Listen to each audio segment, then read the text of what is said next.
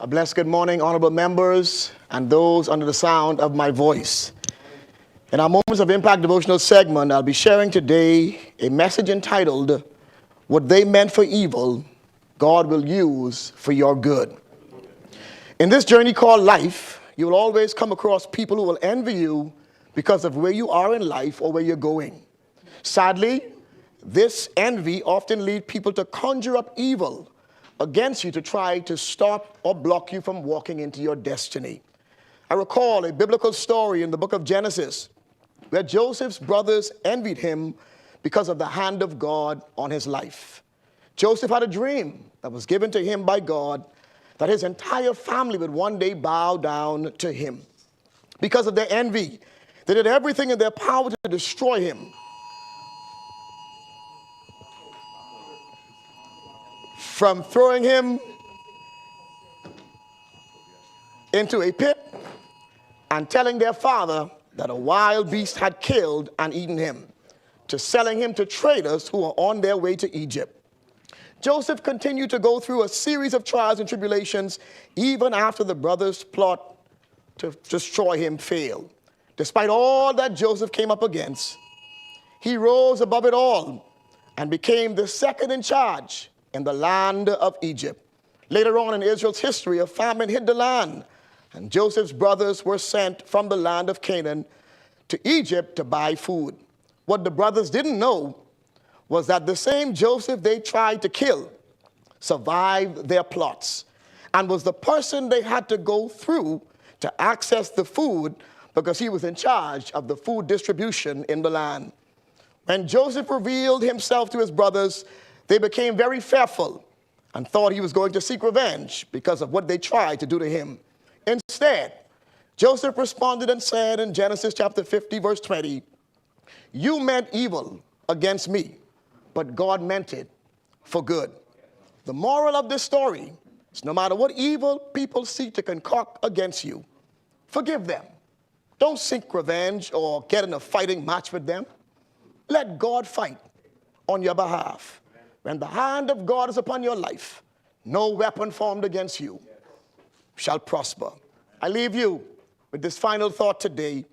Despite what you may be going through at this very moment, keep your head held high. Remain strong, remain focused on your mission, and always remember, if God be for you, who can be against you? Selah. Think and act on these things. Let us pray. Dear Heavenly Father, we pause today to exalt your holy name. We thank you, Almighty God, for health and strength and our very well-being. We take not for granted this day that you've made. And so, Father, we bless you with everything we have. We thank you today, Almighty God, for your hand of protection over our great nation. We pray, Almighty God, that you will continue to lead, continue to guide, and direct us.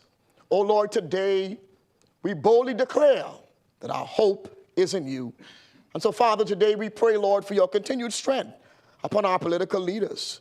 We pray for those who are constantly bombarded by those who seek to plot evil against them. Lord, fight their battles and cause them to remain focused on what it is you've placed in their hearts and their hands.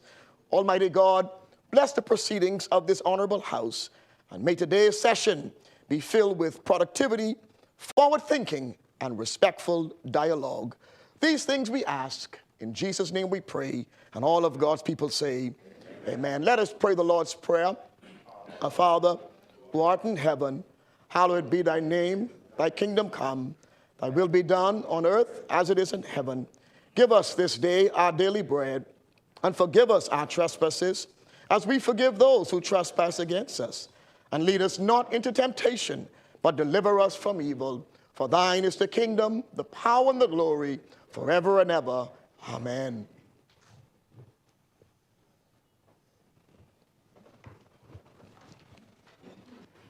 Philip Davis, Chester Cooper, Fred Mitchell, Glennis Hannah Martin, Alfred Sears, Dr. Michael Darble, Clay Sweeting, Keith Bell, Wayne Monroe, Vaughn Miller, Jobeth Colby Davis, Ginger Moxie, Mario Boleg, Jomo Campbell, Basil McIntosh, Miles LaRota, Pia Glover Roll, Lisa Ramming, Zane Lightbourne, Dr. Hubert Minnis, Jamal Strawn, John Pinder, Marcus Roll, Leon Lundy, Kirk Cornish, Wade Watson, Leonardo Lightbourne, Leslie M. Miller Bryce, Leroy Major, Sylvanus Petty, Michael Bonnaby, Michael Pintard, James Kwesi Thompson, R.M. Lewis, Shannon Norton Cartwright, Adrian Gibson, Adrian White, Kingsley Smith.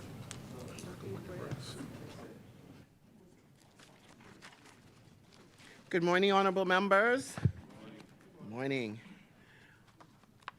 Let us go down the order of business as we conduct the people's business. Introduction and swearing in of new members. Laying of documents by ministers.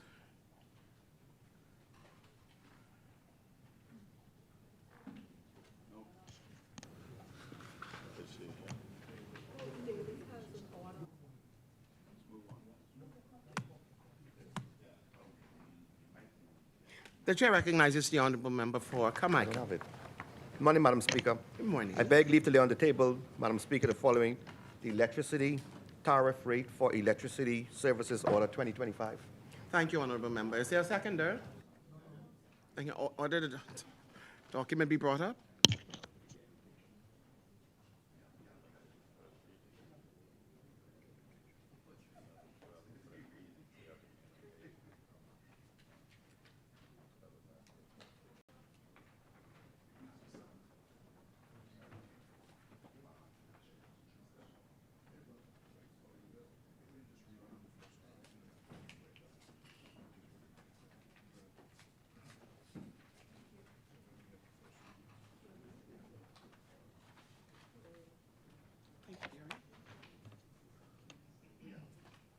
For the laying of documents by ministers?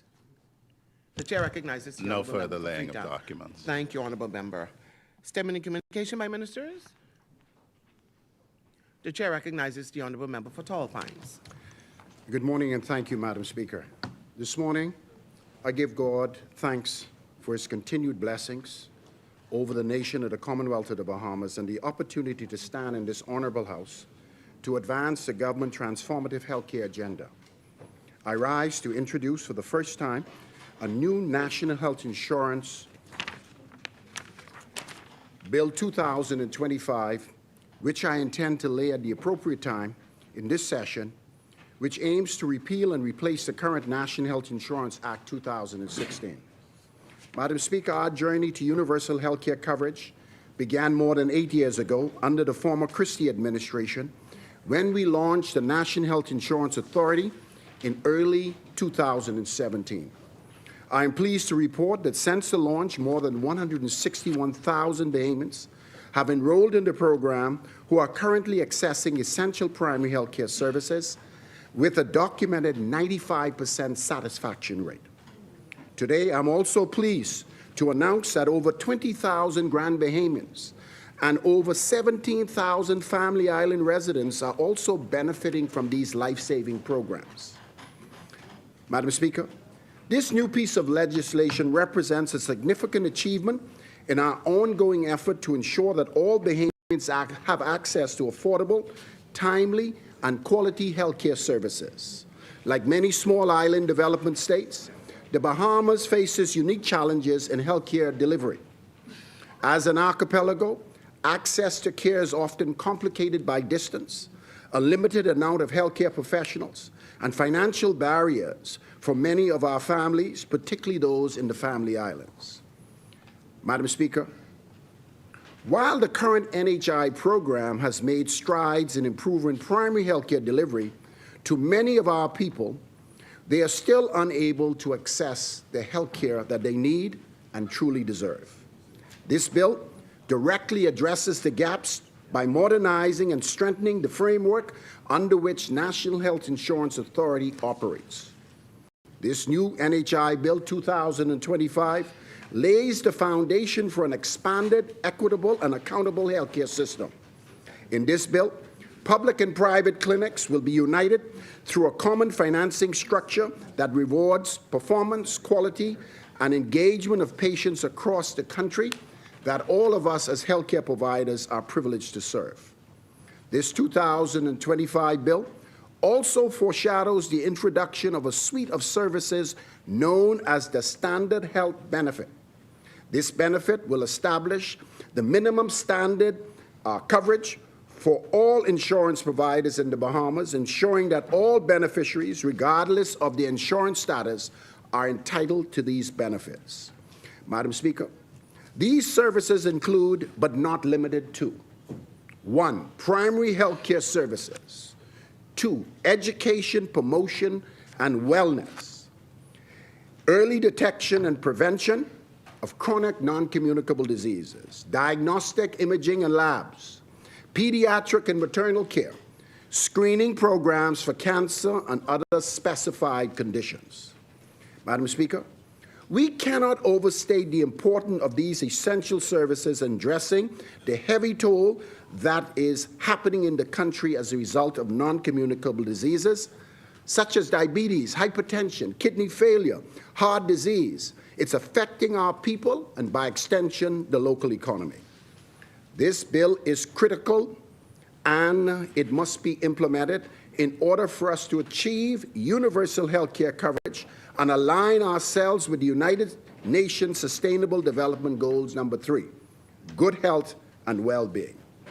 Madam Speaker, earlier this month, I laid the National Health Insurance Chronic Disease Prescription Drug Fund Bill 2025 in this honorable House to repeal the current act. I also laid the amendment to the Pharmacy Act 2025 to make way for e-prescriptions so that we can have more accountability in dispensing controlled substances and eliminate the imminent launch of the cannabis industry, which is done by an e-platform. Together, this compendium of bills, which I intend to debate hopefully before the summer break, will ensure that Bahamians everywhere not only have access to expanding primary health care services, but also to essential prescription medication for chronic non-communicable diseases. I am confident that these actions will move us closer to universal health coverage and for future expansion of the catastrophic health coverage. And yes, Madam Speaker, catastrophic care remains a priority for this Davis-led administration. And by way of my ministry catastrophic line item in my budget, we have helped over 1,000 people across the country who suffered from various forms of life-threatening conditions and impaired vision. Madam Speaker, the Ministry of Health and Wellness and the National Health Insurance Authority have conducted a wide range of stakeholder consultations with healthcare providers, insurers, regulators, and the general public. These engagements have been essential in shaping the bill that we have before us in a practical way, people-centered piece of legislation that will provide the needs for Bahamians across the country. We recognize that many Bahamians are living with complex chronic conditions and need financial support. Let's not forget how COVID-19 pandemic, the natural disasters like Dorian has affected public health and our way of life. This bill is designed to help protect families from catastrophic health expenditures, to support healthier communities, and to drive down the high cost of health care in the country while focusing on prevention, health promotion, and wellness platforms. I am confident that with God's grace and the collective will of the Bahamian people, we will continue to strengthen our healthcare system, not only for today, but for generations to come. This bill is obviously not the final word on universal healthcare coverage, but by way of national health insurance, we are now taking even a greater step in the right direction for the delivery of national health insurance for all. Today, I intend to lay the National Health Insurance Bill 2025, which seeks to repeal and replace the current 2016 NHI Act, and I invite members to lend their support to this important piece of legislation as we work together to advance health and well-being for Bahamians across the country. Thank you.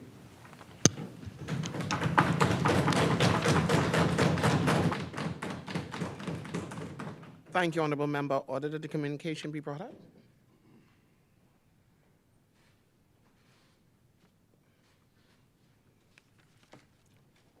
Thank you.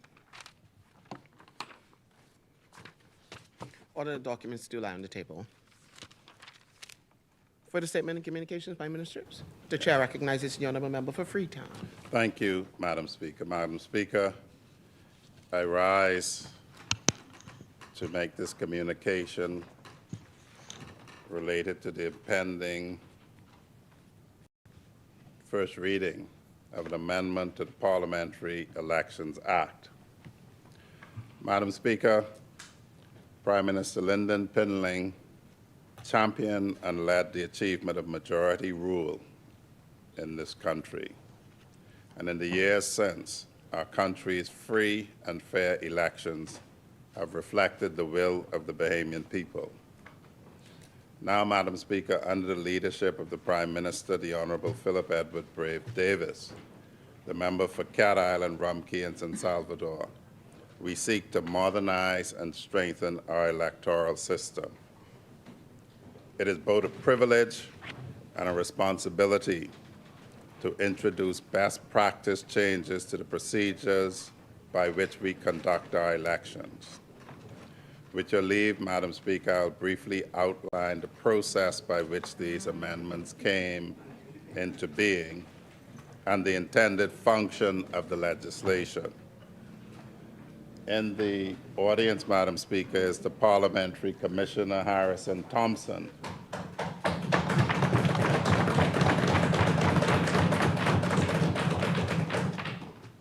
And these amendments were created in collaboration with Commissioner Thompson and his team, the Office of the Attorney General, and follows international standards and best practices which will improve the security and efficiency of the electoral process in the Bahamas. They affect the Parliamentary Elections Act 2020, fulfilling that legislation's promise to pave the way for introducing modern biometric identification for voting in the Bahamas. Madam Speaker, all democratic governments must modernize their electoral infrastructure to take advantage of new technology and to counter modern threats. As with any manual system, our current system is potentially vulnerable to errors and inefficiencies. Following the 2021 general elections, the Organization of American States Election Observer Mission specifically recommended digitizing registration procedures and moving towards the use of biometric voter ID cards. So, Madam Speaker, today is an important step forward in implementing those recommendations. These amendments make provisions to formally adopt biometric-based voter registration and verification, and will introduce new biometric voter cards, e-poll books at polling stations, periodic voter verification exercises, and enhanced data security protocols. They do so with the utmost transparency, supported by changes to primary legislation that this House will debate before the summer break, Madam Speaker. Madam Speaker, with this step, we are following a well-trodden path. We are not reinventing the wheel. Biometric voter registration systems are already successfully in use in many countries across the world, including India, Ghana, Kenya, Brazil, and Estonia. Closer to home, our sister Caribbean nations such as Jamaica and St. Kitts and Nevis have also implemented elements of biometric verification in their voter registration or civil identification system with great success. These systems are widely recognized for enhancing security and increasing confidence in the integrity of electoral outcomes. The implementation of these changes is projected to occur over several months. This will encompass, Madam Speaker, public education, equipment rollout, staff training, and the legal activation of the new framework. Once the legal framework is enacted and a public education campaign is launched, eligible voters whose biometric data already exist with the Passport Office will have the option to consent to a secure data transfer, reducing the need for in-person enrollment. Madam Speaker, this is a common sense approach that saves time and taxpayer money. The proposed biometric voter registration reforms, the introduction of e-poll books, and the enhanced legal protections represent a commitment to accurate, inclusive elections. These measures will vastly reduce any risk of human error and tampering, while ensuring that every vote is accurately counted and protected by robust legal safeguards.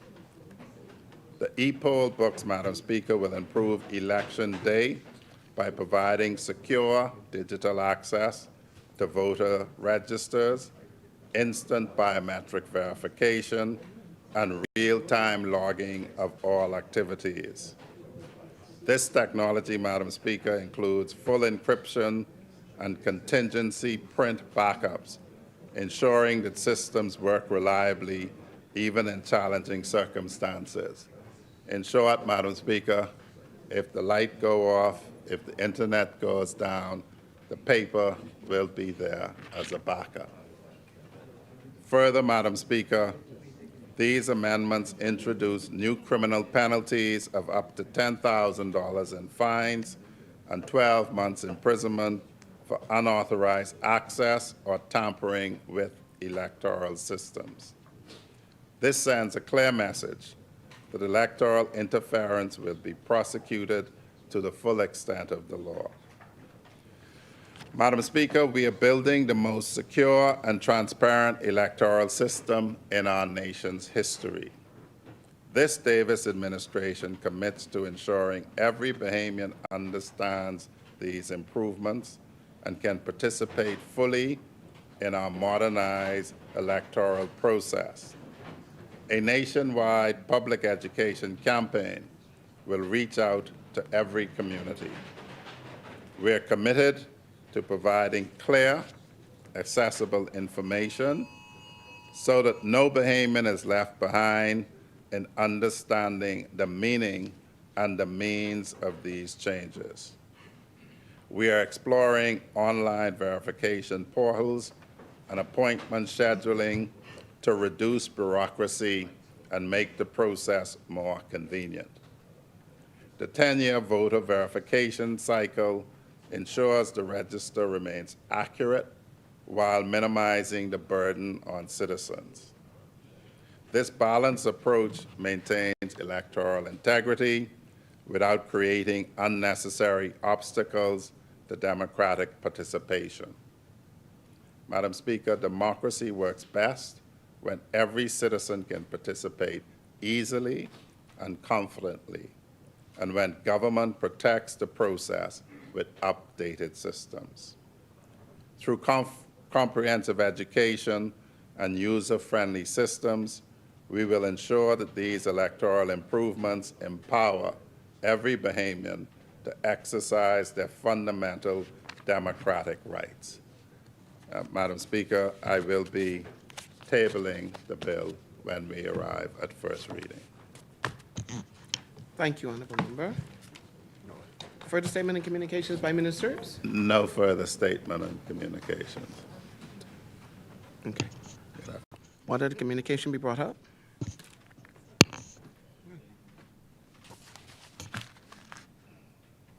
What other document do lie on the table? Communications by the clerk. Messages from the Governor General. Messages from the Senate.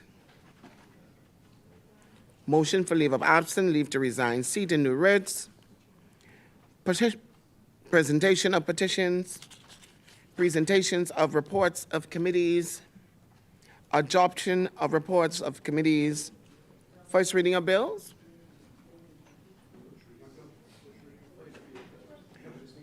No? Not now, not today. The chair recognizes the honourable member. Thank you so much. Thank you so much, Madam Speaker. I beg leave to introduce and read for the first time a copy of the following. A bill for an act to continue the National Health Insurance Plan and fund established and existing under the National Health Insurance Act 2016 to extend the benefits under the plan and to provide as a minimum the standard health benefit and other benefits to persons presently enrolled in the plan and to persons eligible and enrolled after the commencement of this act, to validate all acts done under the existing plan, and to fund, to repeal and replace the National Health Insurance Act 2016 and for connected purposes. Thank you, honourable member. Is there a seconder? Thank you, honourable members. Order that the document be brought up.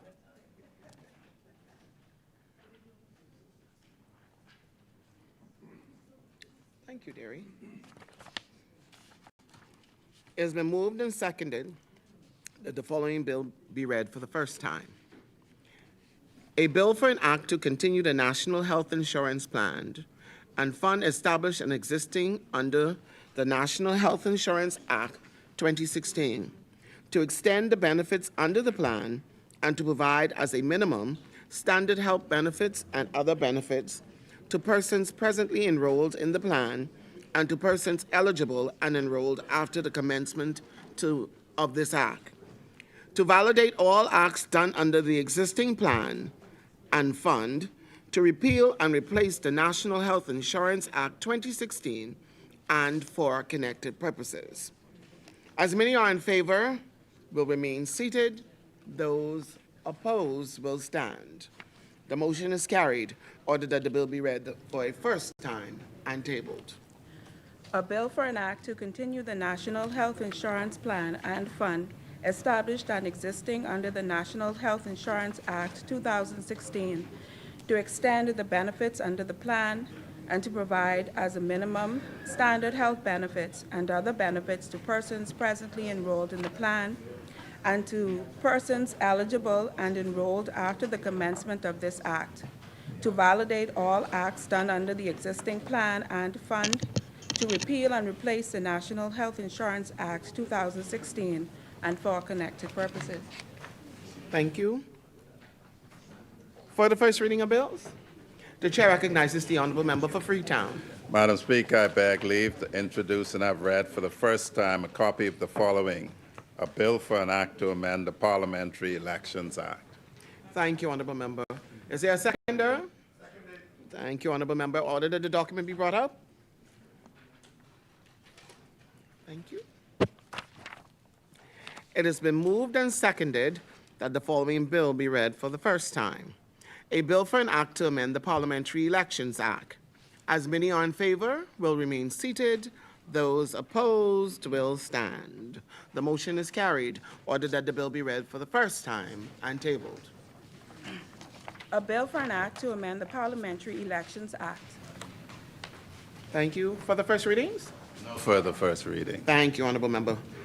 Second reading committal of bills? The chair recognizes the honourable member for Cat Island County and Sullivan. Segregated.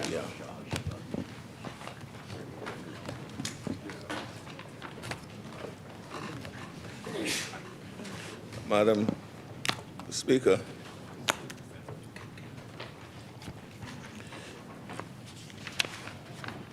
you know, I count myself as blessed to live in a country,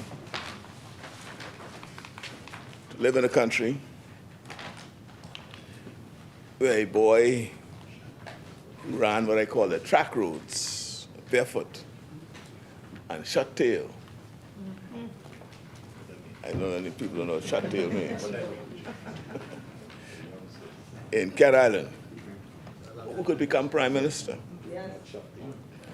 Where an educator and a humanitarian from humble beginnings can go on to become the first female deputy prime minister, and now serve as governor general from the straw market straight to the hill.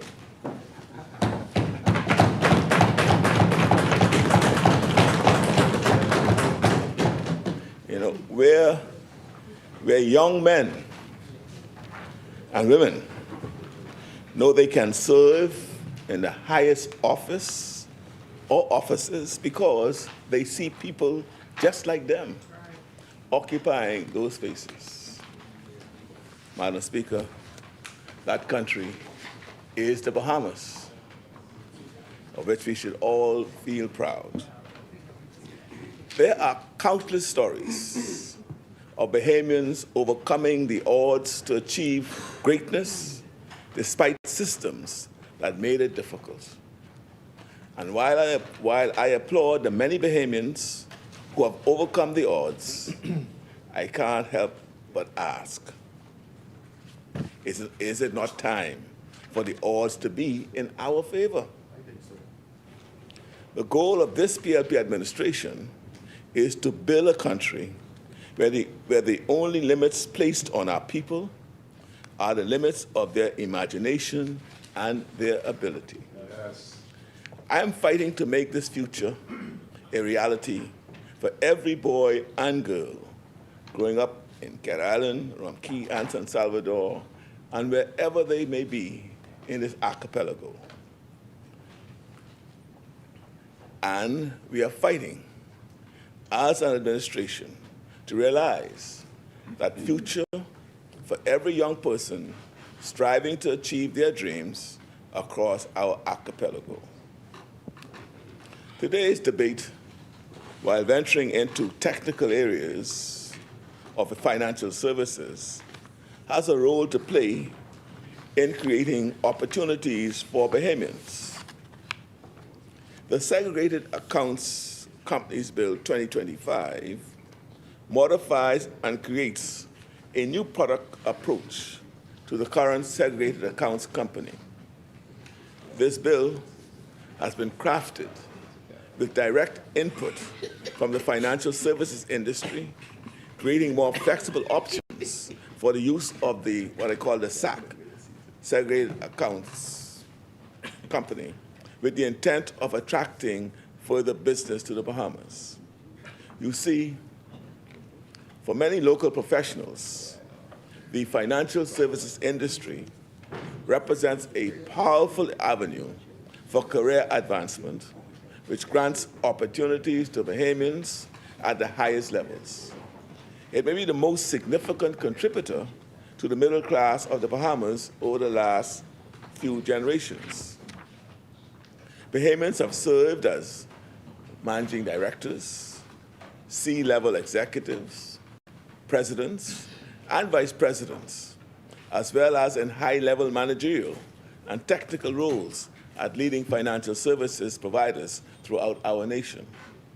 This is why, when we are abroad promoting our nation, we boast that we have arguably the highest levels of financial services talent per capita in the world, signaling to the world that when they choose to invest their money in the Bahamas, their financial future is in excellent Bahamian hands.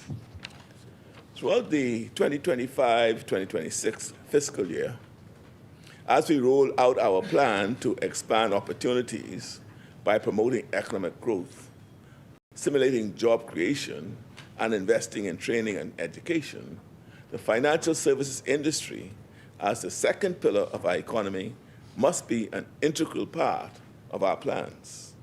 So today, we debate the Segregated Accounts Companies Bill 2025 as another step forward in strengthening our standing as a world-class financial services center. Madam Speaker, when this administration assumed office in September 2021, we inherited a financial services sector teetering on the edge of international blacklisting, eventually falling off that edge when the EU blacklisted us as a result of missteps by our predecessors. Fortunately, in September 2021, when the Bahamian people made the right choice at the ballot box, they also made the right choice to preserve and grow the Bahamian economy and secure our financial services industry. Through decisive action and collaborative efforts, we have transformed our standing. As a result, the European Union removed us from their blacklist, and France followed suit. We also became only the 6th country in the world to achieve a largely compliant status with all 40 Financial Action Task Force recommendations. And the United Nations appointed our Attorney General, Brian Pinder, to a seat on its committee to establish fair rules for all financial services industry. So we have a voice at the table.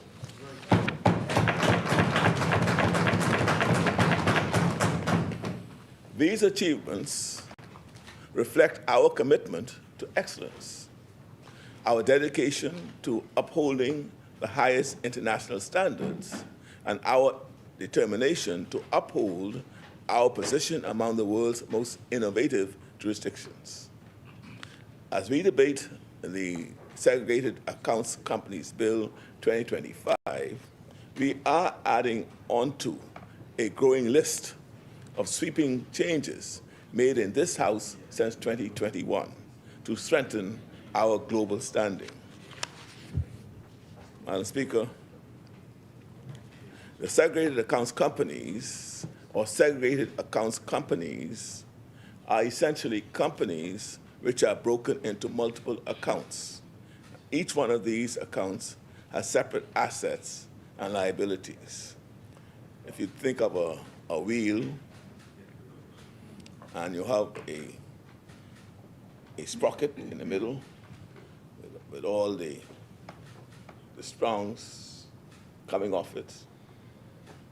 Crockett is the company, and they're able to have these separate individual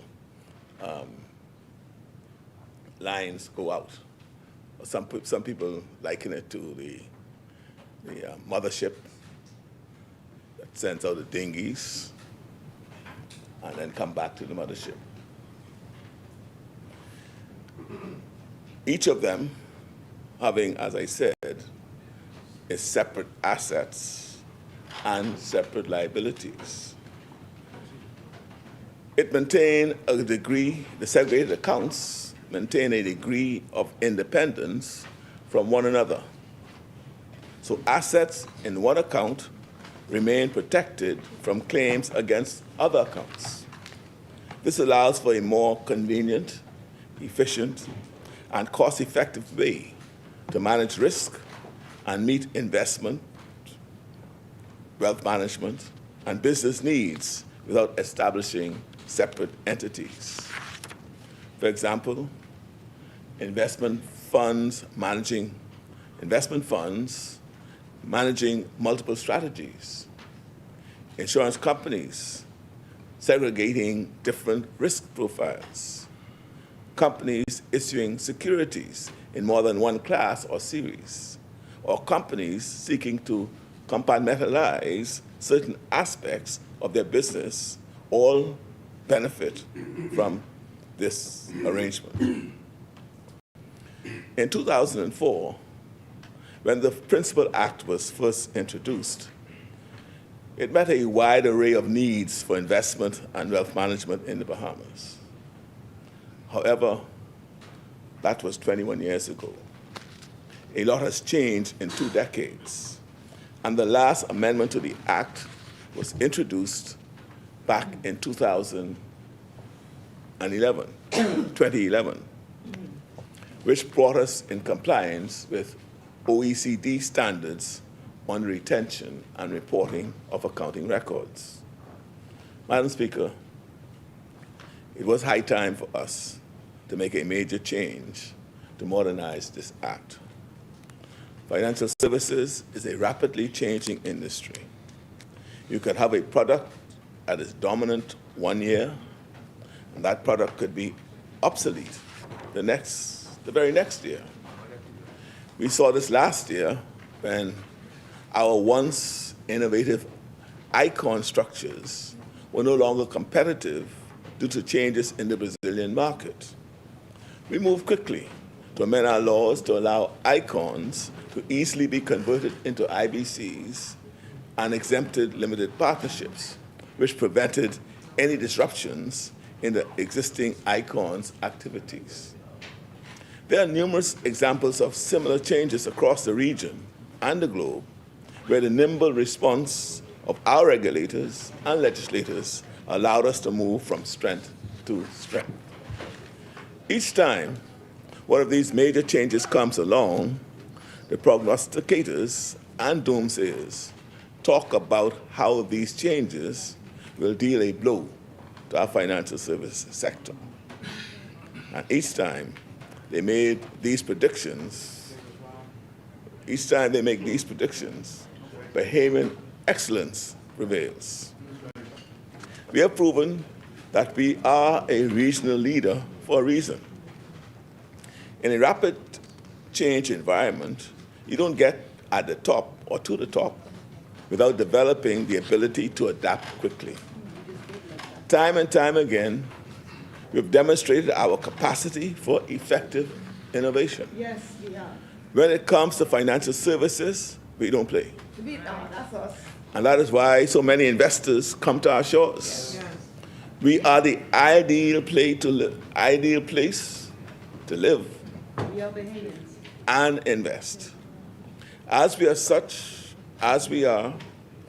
a sought-after destination, we must ensure, though, that as we welcome these businesses and high net worth individuals to our shores, we also facilitate investment in ways that continue to expand opportunities for our people.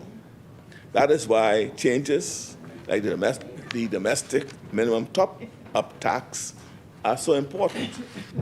With the top-up tax, we have introduced a 9-figure revenue opportunity for the government that will improve lives and enhance the government's fiscal health without placing a burden on Bahamian families. We have approached the top-up tax in a manner that maintains compliance with OECD standards while keeping multinational corporations within our borders and reaping benefits for the Bahamian people. This administration is constantly at work, ensuring that we stay ahead of the curve, avoiding a repeat of the FNM's failures that landed us on the blacklist. The bill before us today allows us to further address the changing reality of financial services. International financial services centers are becoming increasingly more sophisticated, flexible, and innovative.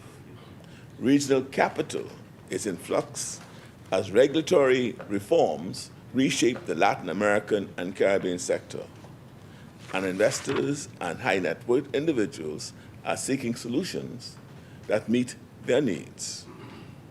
In this time of great change, the Segregated Accounts Companies Bill 25 positions the Bahamas to capture these opportunities. This bill introduces the concept.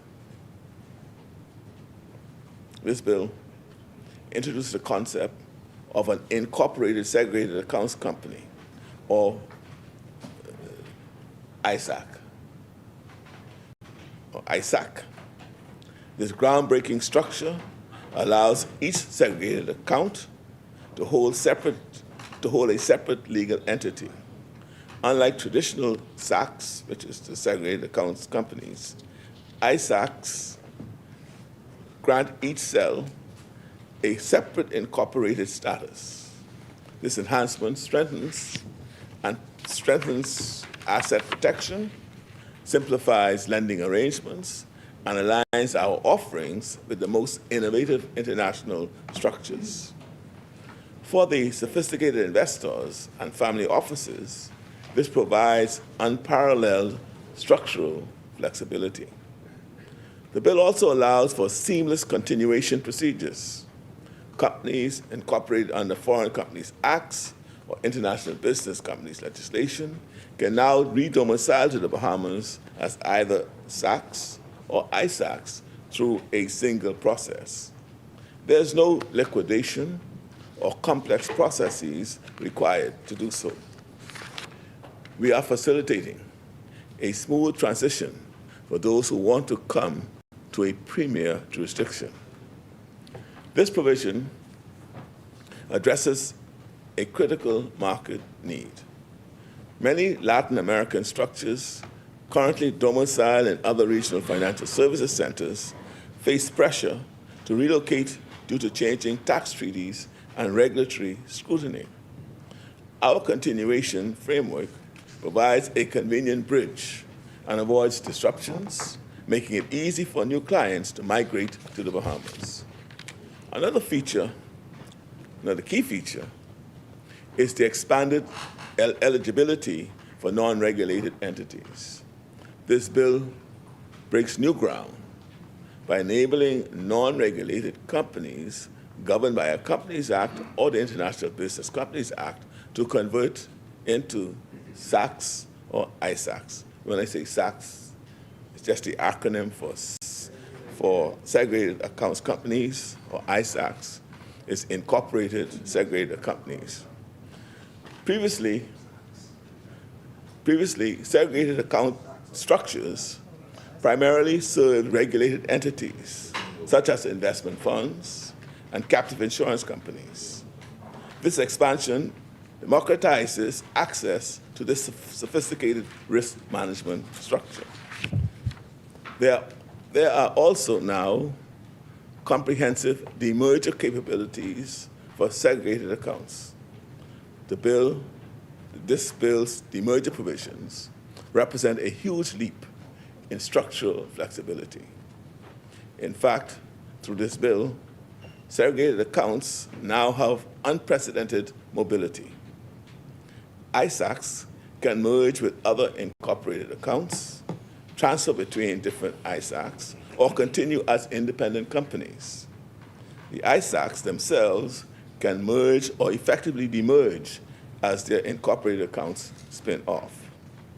This flexibility serves practical commercial needs. When, for example, a segregated account requires independent financing, it can seamlessly transition to standalone status. When multiple accounts share operational synergies, they can consolidate. Madam Speaker, the days of being locked into rigid structures will come to an end, and we can now better meet what I call the bespoke needs of the local and regional client base. These provisions create a dynamic ecosystem in which structures can evolve in response to changing business needs. An incorporated account can move from one ISAC to another following an acquisition, and multiple ISACs can consolidate to prepare for major operational or business changes. The architecture now adapts to commercial reality rather than forcing businesses into rigid structures. Madam Speaker, a critical component of this bill is the fact that it addresses regulatory overlap and uncertainty. Our new regime will now clarify identification procedures for determining which regulator supervises any licensed, registered, or otherwise regulated company seeking SAC or ISAC status. Under our current framework, questions sometimes arise when entities engage in multiple regulated activities. How do we know when the Securities Commission, Insurance Commission, or the central bank takes precedence? And how do we avoid duplicative oversight? We are establishing clear rules to identify the regulator, prevent gaps in supervision, and enable comprehensive oversight without bureaucratic redundancy.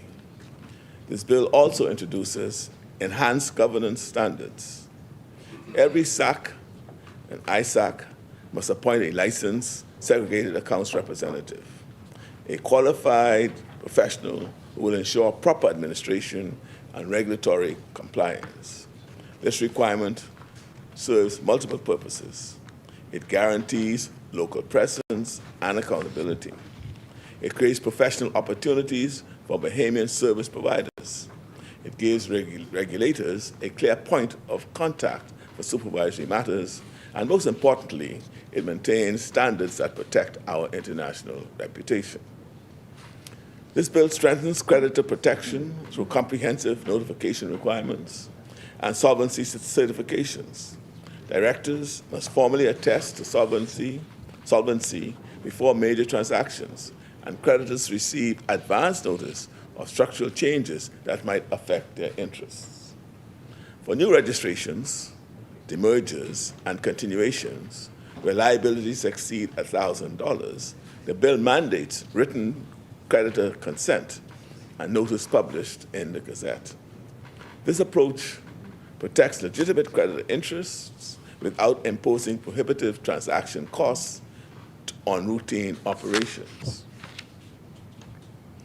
Madam Speaker, the 2011 amendments I spoke to established a 5-year accounting records with 50,000 penalties for non-compliance.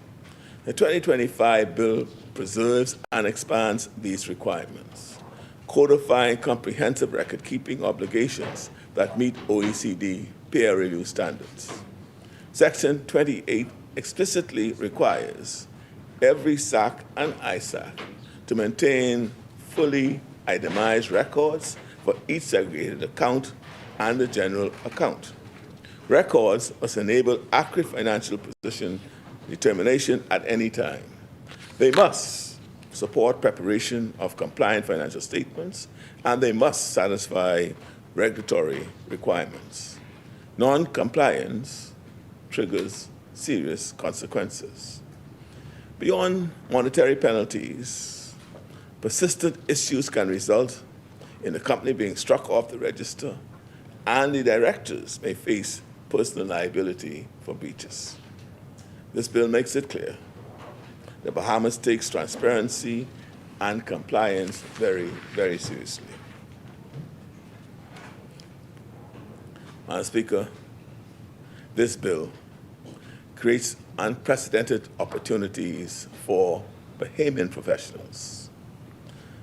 Segregated accounts representatives will command premium fees for their expertise. Corporate administrators will manage sophisticated international structures. Lawyers will advise on complex reorganizations. Accountants will prepare multi-account financial statements. And insurance professionals will advise on services to meet complex client needs. We are indeed expanding opportunities for local professionals. And thanks to past efforts, we can offer an enhanced experience for segregated accounts companies operating within our borders. The bill arrives against the backdrop of our digital transformation of corporate services. The Corporate Administrative Registry Service portal eliminates paper-based processes. For SACs and ISACs, digital infrastructure proves particularly valuable. Multi-account structures generate complex documentation requirements, and segregated accounting demands sophisticated systems. Our new digital platform handles these challenges efficiently and effectively. This technological edge will enhance our competitive advantage. By offering real-time updates and time-sensitive filings, we are providing the modern experience that international clients demand in 2025. Madam Speaker, this bill represents the culmination of years of effort to modernize our financial services framework, of which it is a small but important element. I wish to thank the Attorney General and his office, our regulators at the Insurance Commission, the Securities Commission, and the Central Bank, the Minister of Economic Affairs and Financial Services Unit, and the Financial Services Unit, and of course the Bahamas Financial Services Board. The executive director is present in the gallery, and I'm happy that she is here. And I want to also thank our many private sector stakeholders for their support in advancing our innovative financial services agenda. Moving forward, we will need continued collaboration across governmental agencies and institutions and between government and the private sector to sustain our commitment to excellence. Based on our track record and the tremendous amount of talent brimming in our nation, Yes. I am confident that bright days are ahead for financial services in the Bahamas. Together, we will build a financial services sector that showcases Bahamian excellence, fosters prosperity for our people, and cements our status as a leader in financial services innovation. Our journey from blacklisting to global leadership proves what can be achieved through focused effort, efficient execution, and effective collaboration. This bill advances that journey and paves the way for greater success for years to come. And as I indicated, Madam Speaker, this is a technical contribution and bill, but the message for our Bahamian people, despite all the technical and sophisticated structures discussed, the Bahamian professionals know that this is yet another step in expanding opportunities for Bahamians. I thank you, Madam Speaker.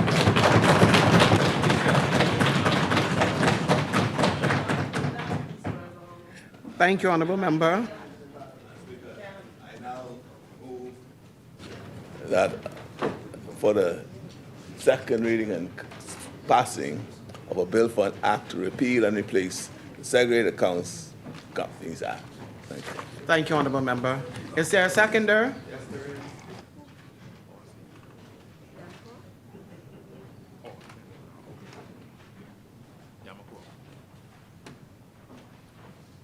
The chair recognizes the Honorable Member for Yamacraw.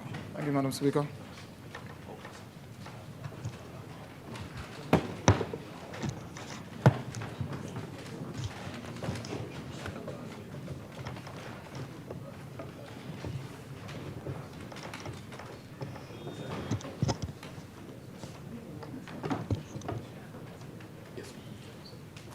Yes, Madam Speaker, honorable members of this House, I am honored to rise in this place once again on behalf of the good people of Yamacraw, who sent me here in this honorable place to represent that great constituency, and to which I am a part of a very robust community. Madam Speaker, my task here is a simple one, and a matter that I am sure will receive bipartisan support.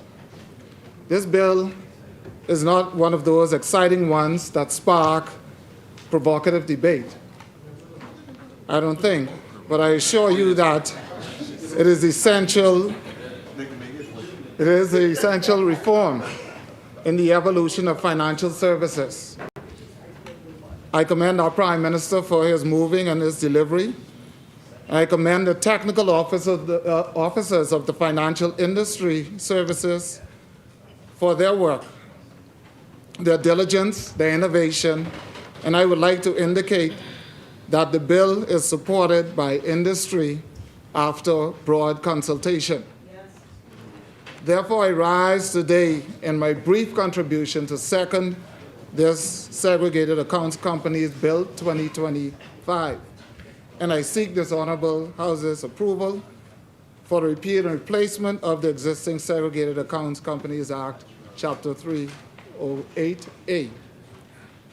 This bill, Madam Speaker, is a part of a broader and deliberate reform agenda, an agenda that reaffirms the Bahamas as a progressive, responsive, and internationally competitive financial jurisdiction. Honorable members will recall that in 2023, this House passed critical amendments to the International Business Companies Act to enable the demerger of solvent IBCs. That reform introduced to this House for the first time in Bahamian law a statutory framework for demergers, a process by which a single IBC can legally split into two or more companies with assets and liabilities transferred to the surviving companies by operation of law. Madam Speaker, not by redemption, not by transfer, not by dissolution, but by legal vesting, clean, clear, and confident in law. These amendments, Madam Speaker, have already yielded dividends. They have been welcomed by international clients, especially those from Brazil, one of our largest and most strategically vital Latin American markets. Advisors, promoters, and investors have responded with renewed confidence in the Bahamas as a jurisdiction that listens and acts decisively under this administration. Madam Speaker, and now we take the next step, a logical step forward. The industry has now called for the modernization of segregated accounts companies, or SAC, regime, and we agree that the SAC framework, though innovative in its inception, is now over 2 decades old, as our Honorable Prime Minister indicated. It has served us well, but it must now evolve to meet the needs of a 21st century finance. This bill proposes 4 core reforms, each designed to align the Bahamas with international best practices, particularly those which is recognized in Bermuda and the Cayman Islands. Firstly, the bill will permit SACs to demerge just as we now permit IBCs. This will allow a SAC to restructure efficiently, separating different accounts into new companies where appropriate, without the burden of asset transfers and regulatory ambiguity. Secondly, the bill provides that a SAC or similar companies organized under foreign law may continue into the Bahamas in a seamless and uninterrupted manner. This is crucial for attracting external structures from competitive jurisdictions. Madam Speaker, thirdly, the bill introduces the ability for a SAC to elect to incorporate its segregated accounts as separate legal persons or incorporated cells. This mirrors Bermuda's leading legislation and offers asset protection, governance, and operational independence to a degree previously unavailable in our law. And fourthly, Madam Speaker, the bill will allow SACs to be formed for purposes that are not regulated, provided the registrar receives a declaration confirming that no regulatory license is required under Bahamian law. This is consistent with the approach taken in the Cayman Islands and will foster innovation and ease of doing business. Madam Speaker, as I stated earlier, the bill is not intended to be controversial at all. It is very straightforward. This legislation is technical in nature, but strategic in its consequence. It strengthens our legal infrastructure, speaks directly to our key markets, and delivers a modern framework for sophisticated financial tools. Our financial industry has continued to pivot to keep its competitive edge, and we will continue to respond to demands in the marketplace. This is why we have been able to keep pace in this area, while withstanding the numerous attacks from international organizations. I commend our Honorable Prime Minister, the member for Cat Island and San Salvador, for his detailed explanation on this bill. With his style of leadership and delivery, there's not much that can be added to this debate. Upon executive review of this bill and the fact that the OAG, with industry consultation, has benchmarked this bill against international best practices, it is being recommended that this Honorable House approve the passing of this bill and may it receive the full support, bipartisan support, of all members as we continue to strengthen the Bahamas' position on the global financial stage. With those brief words, Madam Speaker, I second this bill. Thank you very much.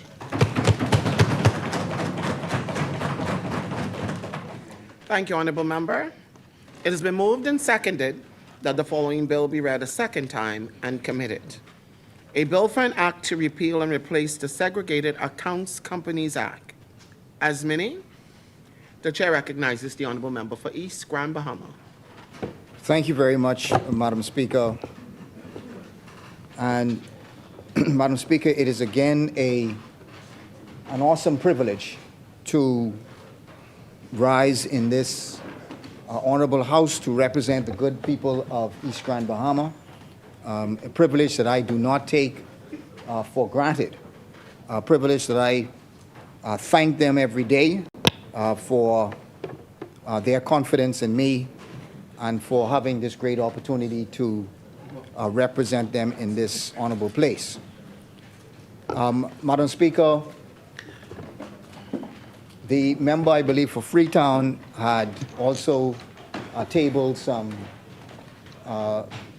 amendments, and I believe a statement was presented. Let me say at the outset that the Free National Movement has very serious concerns with respect to what has been tabled. Those concerns will be articulated by the Deputy Leader when he has the nearest opportunity to do so. But it is really a fundamental question, and it affects really the fundamental question that demands us to bring the nation along, and not just to inform the nation of changes. But I believe and we're talking about the changes to the election, yes. But it requires us to bring the nation along, not just to dictate to the nation what the changes would be. And so those concerns, I'm sure, will be articulated by the Deputy Leader. The chair recognizes the Honorable Member for Freetown. It was the IT project manager was present. The parliamentary commissioner was present. The parliamentary commissioner and his team briefed the member for Cat Island, Rumkey, and San Salvador, and the member for St. Barnabas, and the leader of the Coalition of Independence, since they have a member of parliament. On Monday, I'm advised by the parliamentary commissioner that while the Coalition of Independence did raise some issues, St. Barnabas did not. No. It is a technical thing that Bahamians have been crying out for years and years and years. And so at the end of the day, Madam Speaker, we will see. This will be debated. We expect to set this to be debated next week. The parliamentary commissioners indicated that they intend to have an education process. To be quite clear, if you don't want a polycarbonate voting card, you could keep the paper one. And that's just very clear. So, yeah, but you're an experienced member of the House. And that's why. But my late friend Rodney Monkis said, when you see smart people doing apparently crazy things, it's for a reason. And that is why I engaged this, Madam Speaker. But it is quite clear The Parliamentary Commissioner will advise the public of how they have responded to their request, and we will debate this fully. Next week, we intend to debate it. Thank you, Honourable Member. The Chair recognizes the Honourable Member for St. Barnabas. Thank you very much, Madam Speaker. Just to be clear, Madam Speaker, the Honourable Member for Freetown's characterization of our participation in that meeting where the Prime Minister was present along with the leader of the coalition is wrong and off target. Concerns were expressed, questions were asked, so he's completely wrong. And while we hear the Honourable Member, we say that we just have general concerns and some specific concerns, but the fact that there's not been widespread consultation, Madam Speaker, and to the point of the Honourable Member for East Grand Bahama, we don't want the Bahamian, we want the Bahamian people to be brought along, not dragged along as we change the voting culture of voters in the Commonwealth of the Bahamas and the concerns that. Thank you, Honourable Member. The Chair recognizes the Honourable Member. Again, this is, I guess we ought to expect the posturing over this issue. But I want the Bahamian people to understand and appreciate, right, that what is happening, and perhaps what they're vexed about is they didn't have the time to do it. We are not introducing a law on biometrics, What we are introducing is the process under which we could get to biometrics. The law for biometrics was introduced by yourselves in 2020. You all were moving to get it done, right? But the member for Kalani called his election before you'll get it done. The records are there. Just look at the law. That's all we were doing, and we are doing it. And look, the election's not due. I heard you say the haste. What haste? So understand, we only completing what you started, and we also for time immemorial, which is right? 1066. Our overseas monitors our elections have been decrying the use of the paper voters card and been making recommendations for us to move to the biometrics. So we're also complying with international best practice. So I don't want to, and there's a rule again, don't anticipate. Let's go out there, as I said to you, during the course of our being briefed by the Parliamentary Commissioner, we have the opportunity and duty to go and brief our people and let them understand what it's all about, and that will happen. We're not dragging anyone, they'll be a part of it. They will be part of it. Tell the leader send you to the meeting. Thank you, Honourable Member. Again, East Grand Bahama, you may proceed. The question that I raised was it had nothing to do with whether we agree or don't agree with moving forward. The question that I raised was, you are debating this. You anticipate to debate this next week. That's what you have indicated. You've tabled them this week, but the public does not have any information as to what it is that is going on. What the point I was making, and the point that the opposition had discussed, and the opposition, I'm sure, is going to speak to it, is that you are changing the law. You are introducing a new process. It is a new change. It is a new process. This process does not exist. So it is a new process.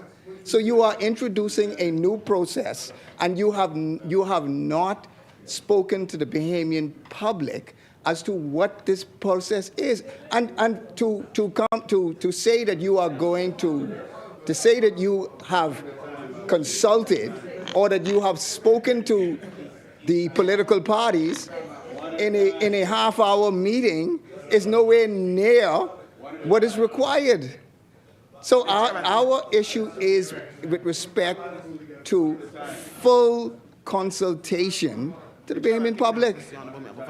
That's all. Madam Speaker. Let's debate the bill now and pass it. Right, Madam Speaker. Let's drop know- the segregated accounts bill and let's debate this one now. And pass it. It's very disingenuous, right? You know, what we are doing is the substantive law has been done, and that was done by the FNM administration. The substantive law is that we are moving to biometrics. Yes.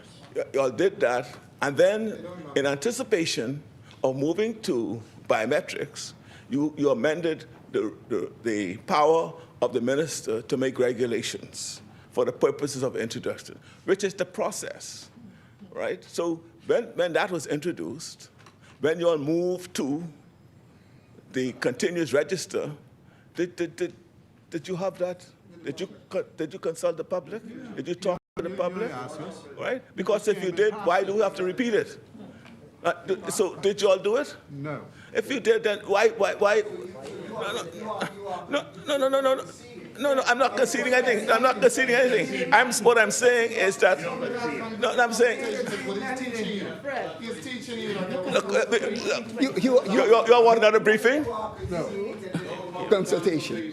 And my position is you are conceding that there's been no consultation, and our position is that you should and must consult with the public. That's all. Freetown.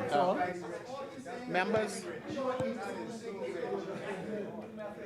Must now consult with the public before you agree to it. Chair recognizes the That's the honorable point. member for Freetown. Madam Speaker, Madam Speaker, this is clearly raised for the three people sitting at the back of the chamber. The press. And, Madam Speaker, to be quite blunt to the Bahamian people, the policy decision about moving to biometric cards has been made. You consult about policy decisions. So once one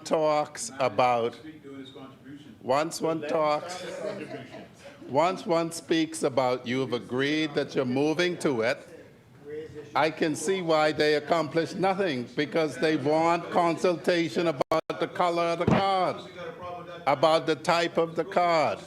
And so, Madam Speaker, at the end of the day, if the member for East Grand Bahama had listened to the communication, the policy decision was made by them.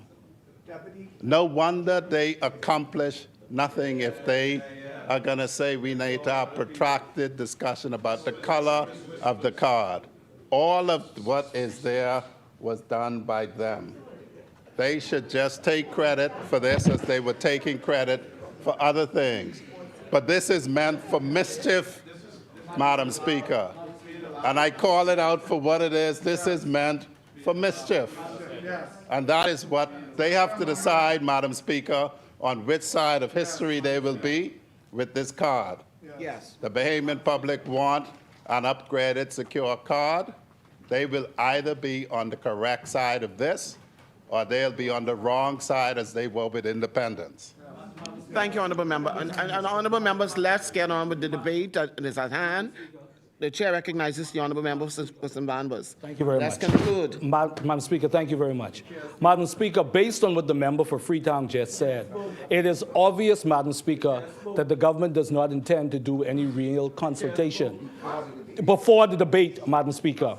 But, Madam Speaker, fundamentally, right, the government is diminishing, in our view, the gravity of it when you think about the fundamental fact, Madam Speaker, that every voter is going to have to give their consent for these biometrics to be transferred from one department to the next, shows the great gravity of what we are going to be doing. And we feel that the way the government is approaching this, they're diminishing the gravity of this situation, Madam Speaker.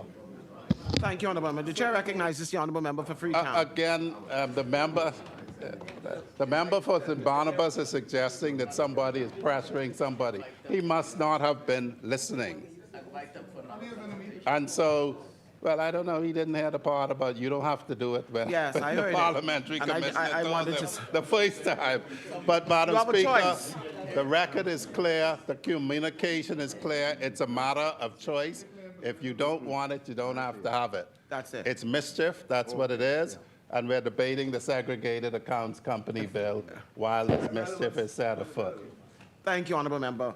East Grand Bahama, let's proceed with the Segregated Accounts Companies bill, please. Thank you very much, Madam Speaker. Madam Speaker, this government again has presented a bill that it claims will modernize our financial sector and enhance our global competitiveness. The Segregated Accounts Companies bill, and while on the surface the legislation does appear to be technically sound, really, and this only emphasizes the point that I had in my speech, is that what we really ought to be debating is a question of trust, and we really ought to be debating a question of governance. And we should also be debating whether this administration is doing all it can to bring relief to the Bahamian public, relief from the cost of living crisis, relief from the immigration crisis, and the slow economic growth. And I would also say relief from the manner upon which they are treating Bahamians. Because, Madam Speaker, for them to bring a piece of legislation to Parliament to debate this and for us to make it law without first consulting, again, speaks to the type of governance that this PLP government is proceeding with. Madam Speaker, let me be clear from the outset. The opposition supports this legislation. We support it. We support it because it originated from the financial services industry itself. Once, Madam Speaker, it was endorsed and advocated for. Once it was endorsed, once it was endorsed and advocated for by those who understand its implications best, the industry professionals, practitioners, and regulators, we supported this highly technical and specialized bill. It must be noted, however, that the financial services industry must not only be supported by both sides of this House, but it must also be led by industry. And we've said this before, Madam Speaker, that these financial services bills should be non-controversial. They should be fully consulted by the industry. And as I understand it, and what we on this side were advised of, was that it was the industry that championed this, the industry that pressed for this, and the government agreed. And so this is indeed a bill that was industry-driven.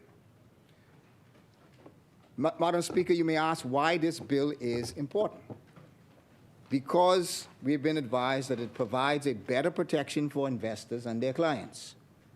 We have been advised that under this framework, each client's assets are what they call ring-fenced, meaning if one part of the company faces legal or financial difficulty, the assets in the other accounts remain untouched and secure. This is a critical safeguard that strengthens confidence in our financial jurisdiction. We have been advised also that this structure carries a lower legal risk, significantly reduces the chance of lawsuits and financial losses spreading across unrelated accounts, rather than requiring the creation of multiple standalone companies, each with a separate licensing, separate fees, and separate compliance burdens. Businesses can operate one entity with multiple protected compartments. That's the kind of forward-thinking, industry-led reform that can make the Bahamas more and more competitive and resilient. We have also been advised that international investors and financial institutions demand safe, efficient, and modern legal frameworks in order to operate confidently. This bill positions the Bahamas to meet that demand. It aligns us with other competitive jurisdictions that have already adopted this segregated accounts company model. By doing so, we strengthen our competitive standing in the global financial arena. This legislation gives the Bahamas a much-needed regulatory edge, making us more attractive to hedge funds, private equity firms, insurance companies, and high-net-worth individuals who are constantly evaluating where best to domicile their capital. These are the kinds of strategic reforms we must embrace, not only to keep pace with our competitors, but to lead. Madam Speaker, while we acknowledge the potential benefits of the Segregated Accounts Companies Bill, we cannot debate this measure in good faith without reflecting on the challenges that the country faced with respect to the FTX debacle, and an event that severely damaged the Bahamas' financial reputation. The FTX collapse exposed regulatory blind spots and enforcement issues. We cannot risk repeating history. Legislation without accountability and promises without protection. Madam Speaker, this legislation must not become another tool to benefit the well-connected or elite financial players at the expense of ordinary investors. The very essence of segregated accounts is to promise that each client's assets are protected from the risk and liabilities of others. But that promise is only meaningful if it is enforced and clearly communicated. We must ensure that clients, whether Bahamian investors or international fund participants, are made fully aware of their rights, the structure of their accounts, and the protections available under law. Moreover, this bill must include robust mechanisms for internal reporting, oversight, and whistleblower protections to guard against misuse. Investor protection cannot be an afterthought. It must be at the heart of this reform. The government must also understand that this is more than just a technical bill. It is an opportunity for strategic way forward that will restore investor confidence and reposition the Bahamas as a trusted financial services jurisdiction. Madam Speaker, we, as I said, support this technical bill. It is a bill that that was endorsed, put forward by the industry, and so we on this side support this bill. Madam Speaker, when we are speaking about investment funds and investment structures, a relevant question comes to mind, and that is a point that was raised by the Prime Minister during the budget debate, which was that they anticipate having a surplus of about $75 million at the end of this budget year. A $75 million surplus at the end of this budget year. But, Madam Speaker, the Davis administration also claimed that there was, in new borrowings, there was a $300 million new borrowing, and that $300 million in new borrowings would be placed or would be invested in the National Investment Fund. Now, there was approval to borrow the $300 million, but, Madam Speaker, our challenge is we did not see the allocation of the $300 million or we did not see where the $300 million was being invested into the National Investment Fund in the budget debate, or in the budget documents, or in an allocation in the budget.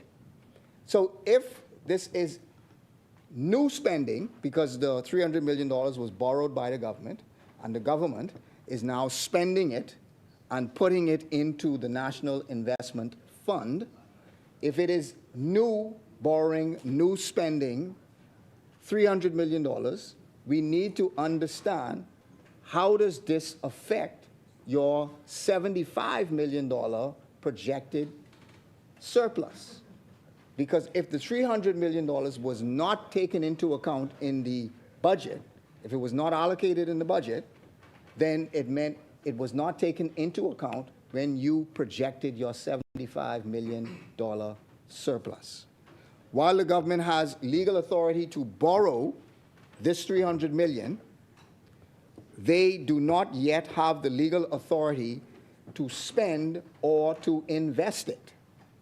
According to Section 16, Sub 4 of the Public Debt Management Act, all borrowed funds must be paid into the consolidated fund. Once deposited, those funds cannot be used unless they are specifically appropriated by Parliament under an approved budget line item, as mandated by Article 130 and 131 of the Constitution, and reinforced by the Public Financial Management Act. The government must answer where is the line item to spend the $300 million and put it in the National Investment Fund. We do not see it in the budget. We do not see it in the budget document. So we also need to understand where the $300 million is in the budget, and we also need to understand how, if you assessed a $75 million surplus and you did not take into account the $300 million new spending in the National Investment Fund, what does that now do to the projected $75 million surplus? The chair recognizes the honourable member for Freetown. About the borrowing and this borrowing resolution. No, I'm not talking about borrowing. You borrowed it. Yes, Okay. you got approval to borrow. Yeah, I'm not talking about borrowing. The question I asked is whether he's speaking of the borrowing authorized by this borrowing No. resolution. No. That speak to the purpose for it. No. Okay. No, I'm not talking about Okay. Yeah, talking about something else. Madam Speaker, also, and that again is an issue that we raise. It is a question that we raise. It is a point that we raise in the public, and a point now that we raise in the House, and we wish to have an answer, and the public also deserves an answer with respect to it. Madam Speaker, we also raise a national question with respect to, and it also speaks to investments, or public investments, because obviously the government invested a certain amount of monies into the Grand Lucayan, and there is a question that what is now the status at the Grand Lucayan? The Grand Lucayan, as we have been informed, is no longer taking reservations. They are, in essence, proceeding to close. They are no longer taking reservations to when it comes to their ballroom and how they do business and so on. So we need to understand what is the plans with respect to the Grand Lucayan. An announcement was made, an announcement about $120 million were made. We had raised questions, we on this side, the leader of the opposition on this side raised questions as to, was an agreement for sale signed? Was a conveyance signed? Was there the $120 million, was that in the bank? Was that transferred over to the government? We do not see any information and the government has not been forthcoming with the information as to what is happening. We need to understand what is happening with respect to the Grand Lucayan, what's happening with respect to the Grand Lucayan deal. Have you received the funds? Have you received the conveyance? What is the plans moving forward? The government also had spoken about demolition. One can look at the site now, and there is no indication whatsoever of demolition being planned to occur. So we need to, again, understand what's happening. Also, Madam Speaker, the employees have not been informed as to what is the status of their employment, when they are going to be transferred over, or if they are going to be transferred over, when they're going to be severed, what is the severance pay going to be.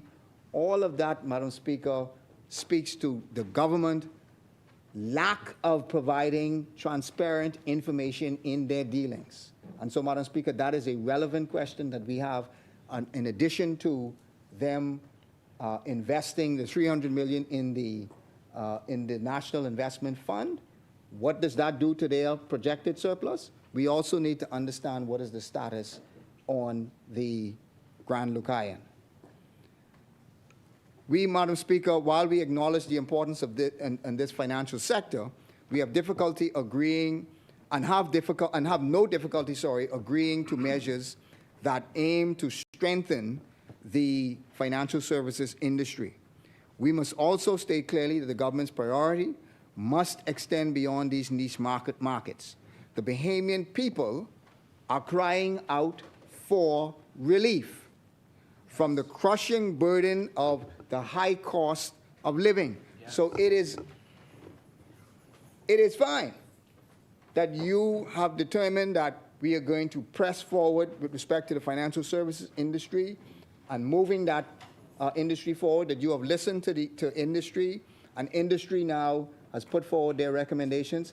Madam Speaker, what relief are you putting forward for the majority of Bahamians who are struggling with the high cost of living? Madam Speaker, every time I go out and I knock on doors and I listen to constituents, that is their main concern, is what relief is going to happen for them with respect to the high cost of living, with respect to the fishermen, Madam Speaker, spoke to me in East Grand Bahama just yesterday about the high cost that they have to pay to be able to license and to deal with their boats as a result of the increase that the government had put on them. So, Madam Speaker, from the stagnant wages, from the lack of meaningful economic development in many of our communities, we need to understand the government must put forward a plan as to how they are going to address these relevant issues for the Bahamian public. Madam Speaker, the majority of the public they are not paying attention to the segregated accounts companies bill, but they are paying attention every time they have to go to the food store and pay higher prices, every time that they collect a wage and it is still stagnant, it is still the same. And so we need to understand what the government's plan is to increase the economic growth with respect to this country, Madam Speaker. The government must act with equal urgency to stimulate broad-based economic growth and bring tangible relief to those who need it the most. The prosperity of the Bahamas must be shared for us all. Everyone must eat. Madam Speaker, as I take my seat, the government has pressed forward with respect to the borrowing of a $195 million loan from the Chinese Export-Import Bank. And the central question that we on this side have is a question with respect to what strings are attached to this loan. And if there is a mandatory 50% Chinese labor component to this loan. In other words, if we borrow this money, is it now mandatory that we must use 50% Chinese labor when it comes to constructing the hospital? And Madam Speaker, the challenge is, if that is so, that is completely contrary to the government's policy, where it is 80% Bahamian and 20% non-Bahamian. So, Madam Speaker, we need to understand why it is that we should proceed with this loan if there is a 50% mandatory Chinese labor component that comes with it, contrary to the government's, and this, when I speak about the government, I mean both governments, have abided by the 80-20% ratio, 80% Bahamian labor and 20% non-Bahamian labor, and that does not appear to be the case with respect to this hospital loan. Madam Speaker, we've also been asked to ask the government with respect to the food services at the hospital in New Providence. Months ago, the hospital's food services were operated at UB, and they would then transport those food services to the hospital, I suppose, on a daily basis. We were advised that this should have been for 6 months. Madam Speaker, can the government now speak to when this, or how long this food services situation has been going on, and when they anticipate that this food services situation will come to an end? Madam Speaker, so it is a challenge for anyone to move and have to move food from UB to the hospital on a daily basis and 3 times a day. So, Madam Speaker, we need to understand what is happening with respect to this. And as I take my seat, Madam Speaker, we are talking about companies, and we are talking about incorporating companies. So, can the government now also speak to a company that has been incorporated, a company that's named Carmichael Village Project Development Company, a company that was formed in 2022, now listed, it is listed at the Registrar General's office. It was loaned $10 million from the government. $10 million was placed in this company. There's been no public explanation, no press release, no accountability from the Ministry of Housing. It was buried at page 30 of the Ministry of Finance's own third quarter report, which said that $10 million went into this company.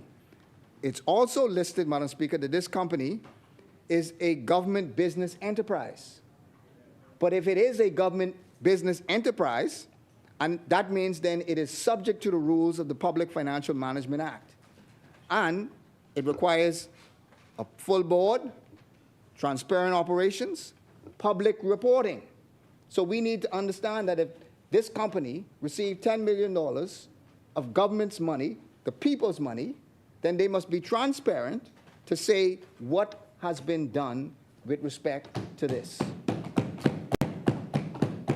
The leader of the opposition raised this countless times from the budget debate moving forward, and there has still been no response to this. So hopefully, because we are now talking about incorporating companies, that somebody will answer the questions that have been raised by the leader of the opposition and the questions that has been raised by those of us on this side. Madam Speaker, as we said, we support this legislation. It is industry-driven. But what we do not support is the manner upon which this government has been treating Bahamians. We do not support that if you are proceeding with any legislation, if you are proceeding with any change, if you are proceeding with any action, that you are proceeding with it without first being transparent and informing the public as to what you are doing. You are not consulting. You are doing business behind closed doors. And so, Madam Speaker, those of us on this side, while we support the legislation, we do not support the manner upon which this government has been treating Bahamians. Thank you very much.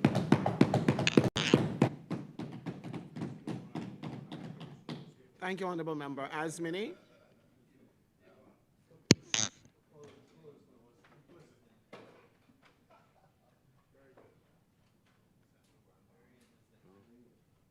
He's not here?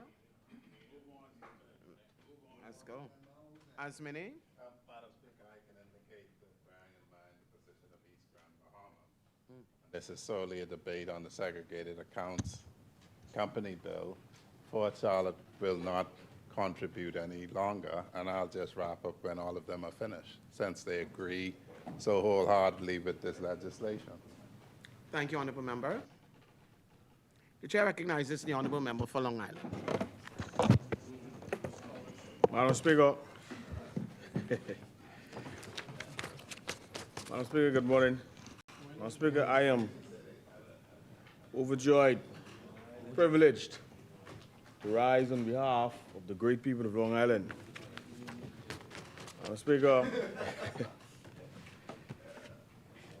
before I get into my contribution on this bill today, there are a number of issues I'd like to speak to.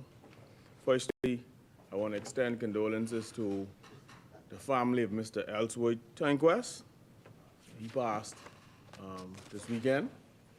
And so to Mr. Tanquest's family and the entire community of Dedmondsey and indeed Long Island as a whole, I extend condolences. Madam Speaker, you know, sometimes as you grow up in life, there are people who you have never met, but they left an indelible mark on a generation. And I believe, Madam Speaker, one of those people who I have never met, my generation, many of us in here grew up seeing on our TV screens, was Malcolm Jamal Warner. So, Madam Speaker, many of us grew up seeing him as Theo Huxtable on The Cosby Show, a role that brought laughter and relatability and a sense of family into our homes. So whilst it may be a bit unusual, you know, I feel the need to also pay tribute to him. You know, this character reflected the hopes, the challenges, the spirit of youth, and in many ways, he became part of our families, Madam Speaker. I vividly remember where I was and what I was doing when I heard that Michael Jackson had died, or that Whitney Houston passed, when we lost Prince, or Chadwick Boseman, or Kobe Bryant. You know, the sudden passing of Malcolm Jamal Warner is another blow to those of us who grew up in that era. And it felt like losing a family member, part of our upbringing, part of our living rooms, part of our memories. So, Madam Speaker, I believe he was more than a celebrity. I think he was a symbol of Black excellence, quiet dignity, and creative genius. So whether as Theo Huxtable in our youth, or his later work, with his powerful performance in The Resident, he remained relevant and authentic. He was an artist, a poet, a musician, a man of many layers who quietly influenced culture through his craft. And so, may he rest in power, and may we never forget the light that he shared with the world. Madam Speaker, in my constituency, we have so many concerns.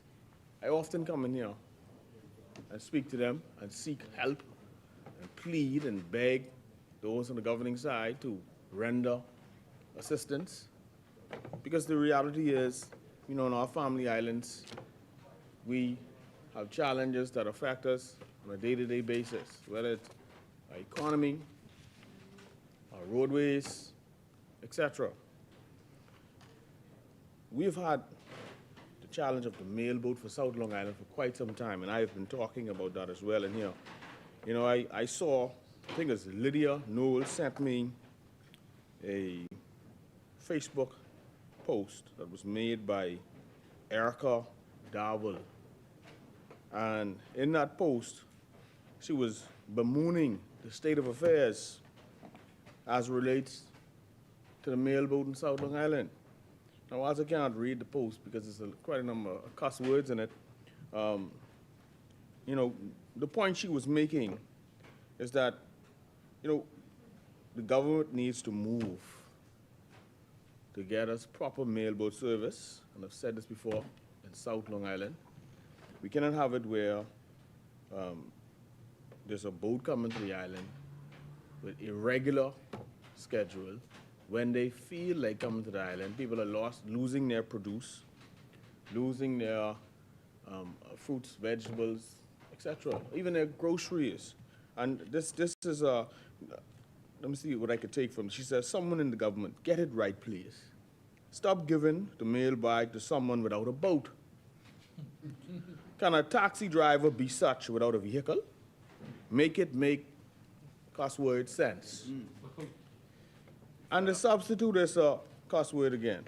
Find someone to provide the proper service. How many weeks? We can't send freight back to Nassau. The mailboat does not only bring us freight, they're supposed to take freight back to Nassau. People are living on the island trying to hustle and make a living. People here offering fish and crabs for sale to people in Nassau, but the boat is unreliable.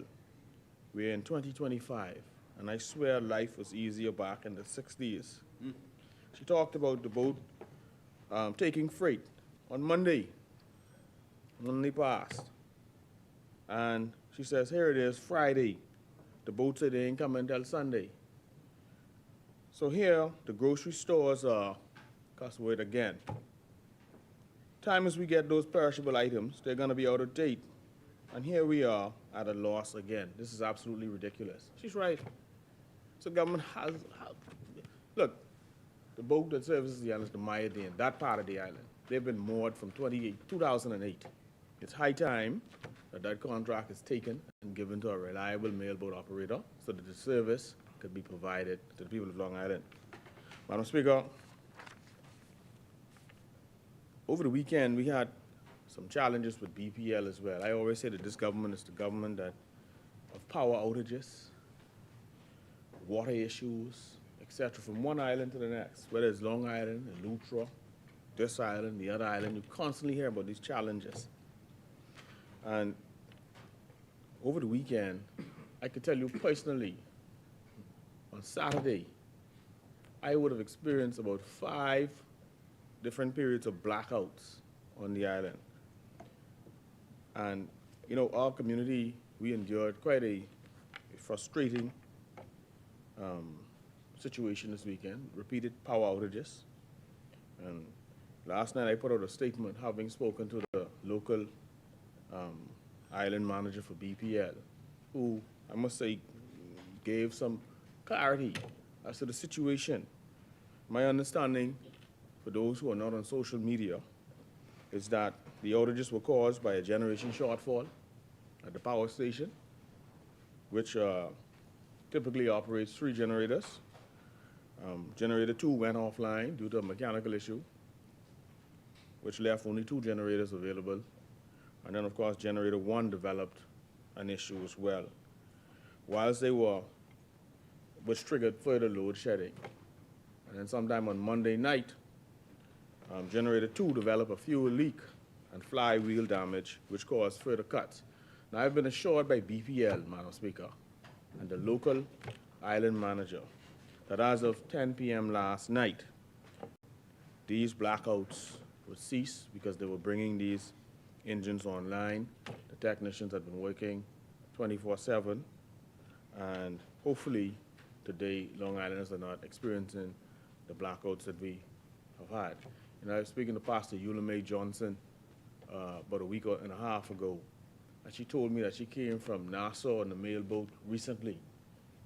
And when she got to the island, got in her house in North Long Island, she said there's a scent that hit her, right? She didn't know if there was a body or what was in her house.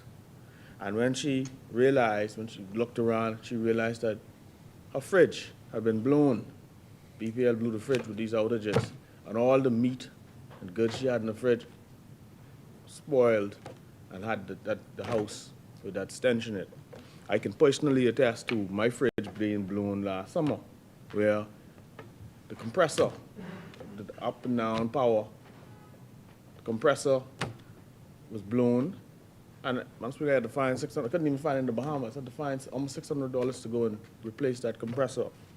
So I called on BPL to be considerate or do their endeavor best, right? Particularly as it relates to replacing persons' appliances, because that in and of itself is a frustrating experience. There are persons who aren't interested in going through that experience because it's going to take months. They're not going to give you the full value of your appliance, and you're just generally frustrated. Madam Speaker, we are waiting for the road works to start in Long Island. We heard about all this $20 million worth of road works. We're waiting to see asphalt being put down on the road. We're waiting to see the old roads being ripped up. And frankly, I'm still wondering where the funding is coming from for these roads. I didn't see it in the budget. There was no funds allocated for these road works in the budget. So I'm one of those persons still trying to figure out how is this road, how are these road works going to be funded in the coming weeks, months, etc. Further, Madam Speaker, you know, I saw last week, yet again, some folks came to Long Island, you know, met by the airport, photo ops, video ops, right?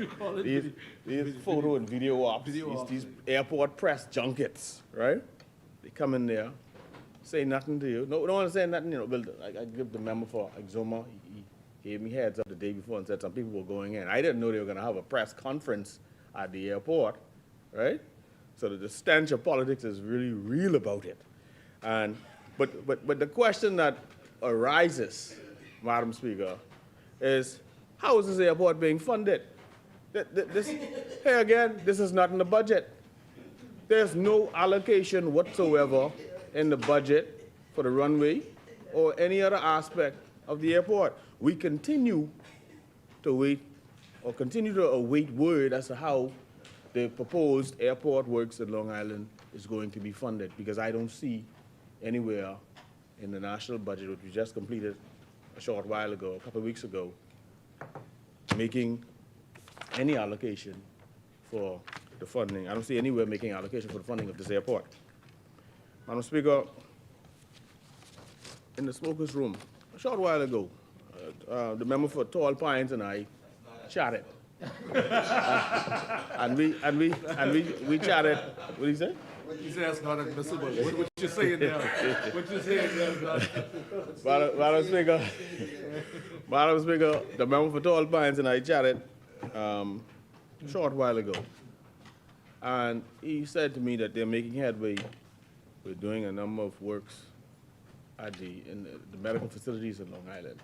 And I'm constantly talking about some of the issues we have there. And one of the issues is the morgue. And he indicated to me that the morgue would be addressed, or that there's some works, or it's expected that that will be addressed in short course. You know, we've heard this for quite some time, Madam Speaker, but my view is, you know, we need this now. We don't wish for this to be, again, used as another political football for election season. The morgue, the cooler has been sitting outside in the yard for almost a year, or pretty much a year. And my view is, if there's a challenge, why not put the morgue out to tender to Long Island contractors? There are a number of contractors in Long Island who could offer their services, who could submit bids to refurbish the area that the morgue goes in, that particular space, so that the morgue would be able to get in there. And they'll be able to do, many of them would do that, I believe, cut rates to facilitate that happening. You know, failing the government and the Ministry of Health actually doing this in reasonable time. I mean, I don't even think you could say reasonable time now, given the fact that the morgue pool has been there for a year. Feeling that we should all come together as Long Islanders and look to build that ourselves. You know, we Long Island people, we are independent folks. We're able to step forward, and we are in need. So maybe our community needs to get together to do what we have to do. And I'm prepared to use the constituency fund to send the cement and the wood and what is needed to make this happen. That's the reality of it. Madam Speaker, every week I look at the newspaper, or I see the newspaper on WhatsApp, I see citizenship notices. I mean, there's so many citizenship notices, Madam Speaker, hundreds of citizenship being handed out. Sometimes you got a full page of citizenship notices. And for many of us, I mean, that's quite concerning, because I don't know if I've seen this before, where you see almost every other day there's a bunch of persons from wherever, Haiti and Russia and this place and that place, applying for citizenship. Okay? And what I really would like to know is how many persons we've given citizenship to thus far for this year alone. How many last year? You know, I'm really curious about these numbers. I'm curious about these numbers, Madam Speaker. Madam Speaker, turning my attention now to the bill. Madam Speaker, as I rise to make my contribution on the Segregated Accounts Companies Bill 2025, I recognize that this is a piece of legislation that would lend to a comprehensive modernization of the legal framework for segregated account structures in the Bahamas. However, Madam Speaker, there are some policy and regulatory questions that deserve critical scrutiny, and I'm going to speak to those as well. Now, I do support the bill. I do. Madam Speaker, I believe that the bill expands the regime, the current regime that is, to include incorporated segregated accounts companies, aligning our jurisdiction with other leading offshore centers like the Cayman Islands. This offers potential for more robust ring fencing of liability and increased investor confidence. Madam Speaker, the bill defines, I think it gives more clarity to definitions and governance. It defines key terms such as segregated accounts, general account, and account owner with greater precision. The requirement for a governing document at Section 16 and the imposition of financial record-keeping obligations between Sections 28 and 29 signal a move toward greater accountability. Madam Speaker, I also note that the bill requires mandatory consultation with relevant regulators at Section 3, subsection 4, before registration enhances coordination and safeguards regulatory integrity. Madam Speaker, my view is I'm supportive of the bill. I see the attempt at regulatory coordination. I understand that it now seeks to give regulators the ability to impose conditions before granting approval, and I support that because I believe it allows for better supervision.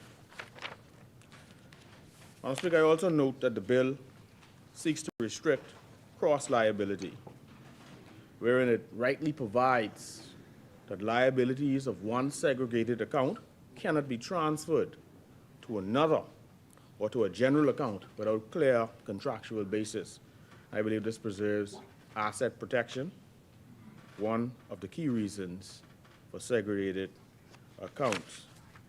Madam Speaker,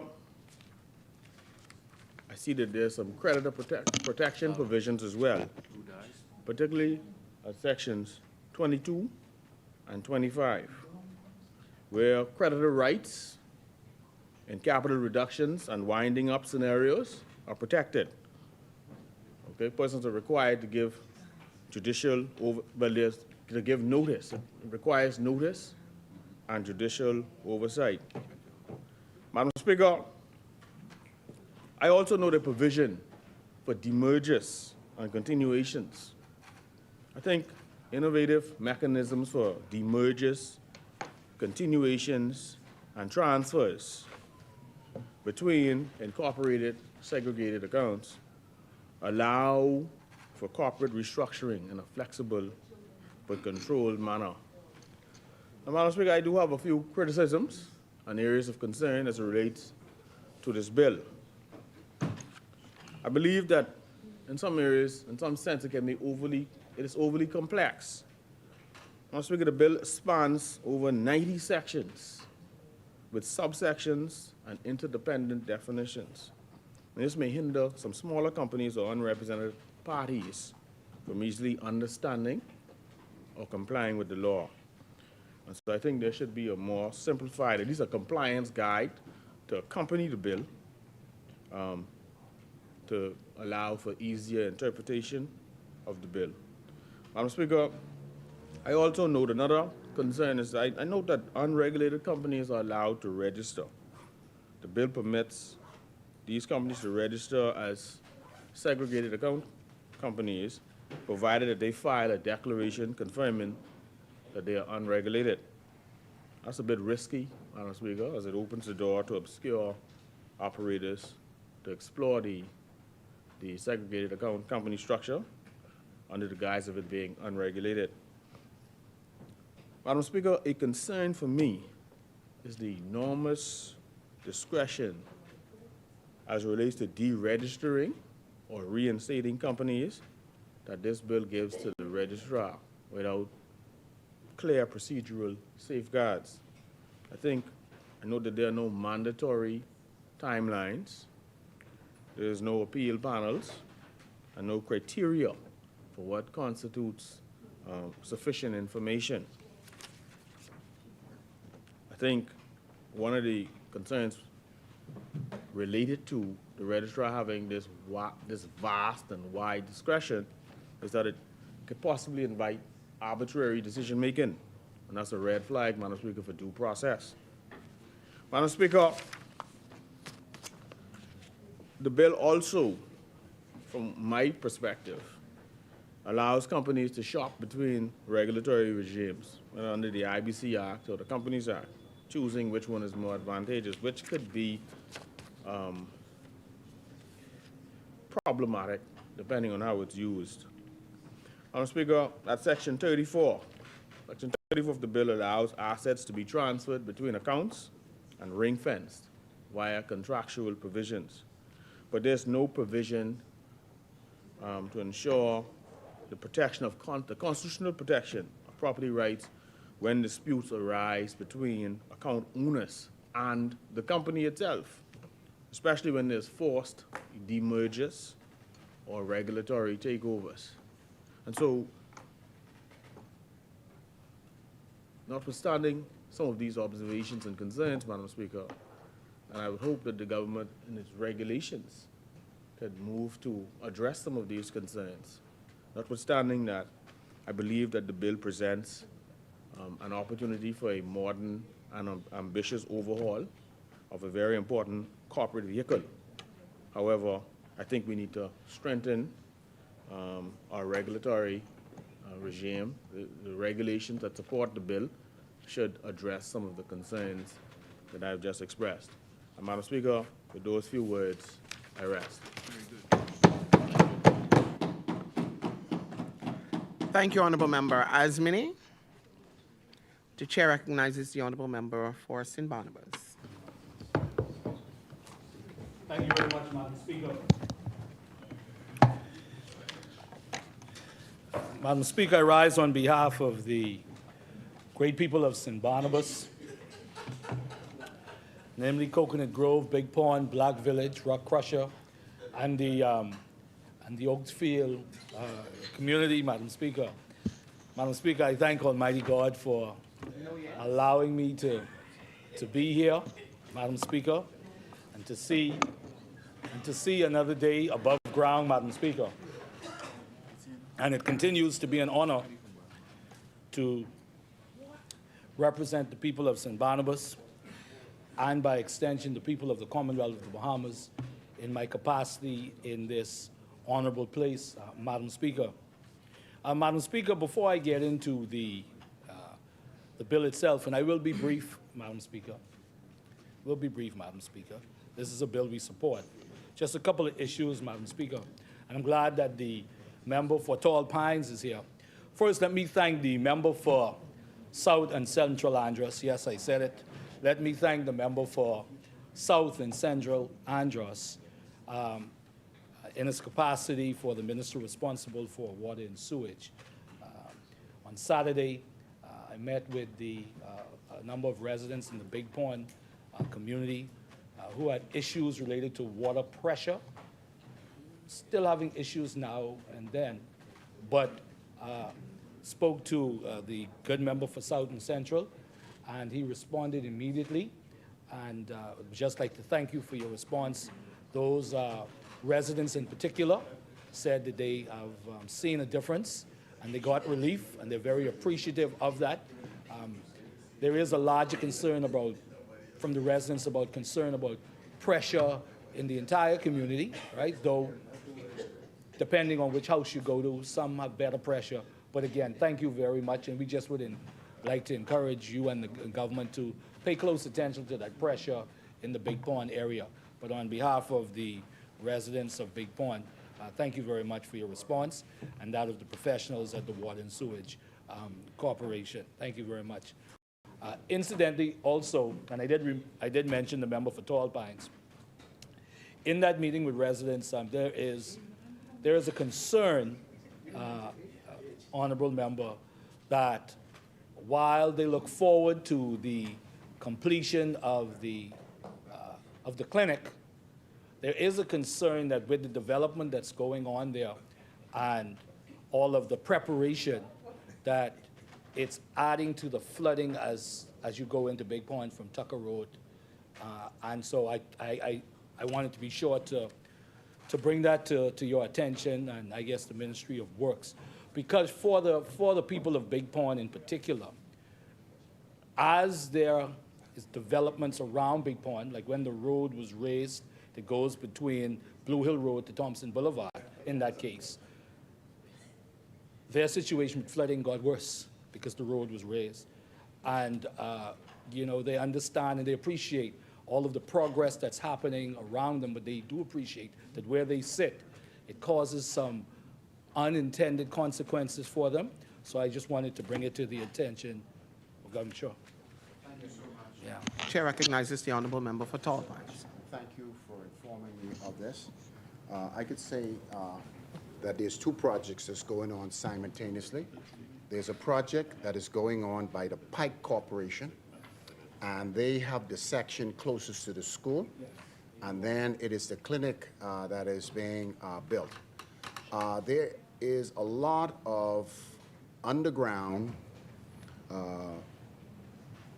cables at the site that we are now in the process of looking at rerouting, and this is the reason why we're not moving as quickly as we would like to with the foundation for the new facility. But we will look into this immediately and speak to the relevant parties and the residents and bring it to the forefront. I appreciate you letting me know exactly what's happening. Thank you. Thank you very much, honourable member. Madam Speaker, also as I get ready to turn to the bill, Madam Speaker, and there was a back and forth earlier when the member for East Grand Bahama would have asked a few questions related to what was communicated by the member for Freetown. And yes, next week we will have a substantive debate, Madam Speaker, on the issue. But I thought it would be very important, Madam Speaker, just for the record right now on this particular day, just to emphasize the concern, Madam Speaker, of the opposition as it relates to this endeavor, as it relates to the biometric card, Madam Speaker. As was said, Madam Speaker, we feel that the approach that the government has taken, Madam Speaker, does not allow for public consultation on a matter which will significantly change the way Bahamians vote. The Parliamentary Registration Department, Madam Speaker, and the government has an obligation to explain the proposed changes to the public and get their feedback. Additionally, Madam Speaker, we have cybersecurity concerns about moving biometric and personal information from the custody of the Passport Office to the Parliamentary Registration Department. The chair recognizes the honourable member for Freetown. Relevance of this. I thought we had a full airing of this anticipatory debate. I would object to this, Madam Speaker, on the grounds of relevance and that it's an anticipatory debate. Thank you, honourable member. Thank you, Madam Speaker. Madam Speaker, I was almost complete, Madam Speaker. All right? Thank you. Also, Madam Speaker, We do have cybersecurity concerns about the use of the e-poll book containing the biometric and personal information, Madam Speaker. This won't be long, Madam Speaker. Thank you very much. And then what is also the didn't agree budget for that to happen. allocation for the provision of the biometric vote card? Honorable member, the chair made a ruling against that, that we would complete that and go back to the bill. Madam Speaker. Moments ago. Madam Speaker, with all due respect, I'm having a conversation with the Speaker. There are rules against that. But Madam Speaker, Madam Speaker, we've watched the debate so far today, and persons have spoken about a number of issues, both related to bill and otherwise, Madam Speaker. It was not, listen, honorable member, we have had banter back and forth on both sides as it was what East Grand Bahama would have raised, and I think that's sufficient. We will now move on with the debate at hand, and we will debate that next week. And there's a rule against all of this. Thank you. A member may not anticipate a debate of any subject which appears on the order paper, and in determining the question of anticipation, regard shall be had by the Speaker to the probability of the matter anticipated being called before the House as an order of the day within a reasonable time.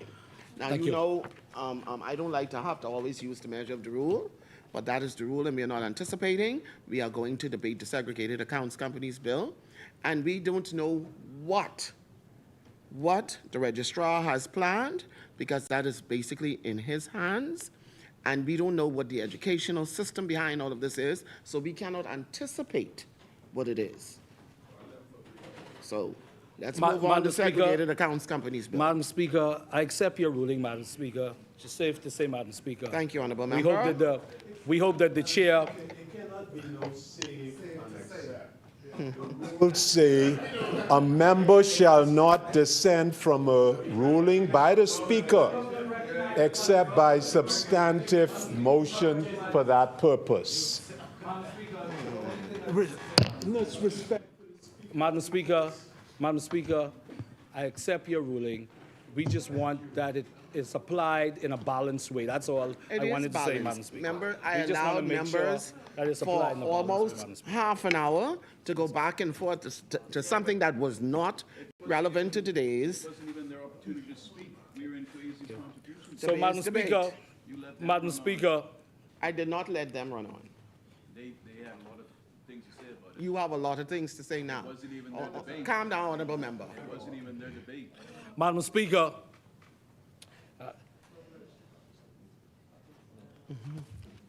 Madam Speaker, on the bill at hand, Madam Speaker, the Segregated Accounts Companies Bill, Madam Speaker, as has been stated, we do support this bill, Madam Speaker, and the overall commitment of the Commonwealth of the Bahamas to ensure that the financial services industry and everything therein is both fortified to increase the competitive edge of those in the structure of the financial services industry, Madam Speaker, and to applaud the diligent effort and works of those practitioners in the financial services industry, Madam Speaker.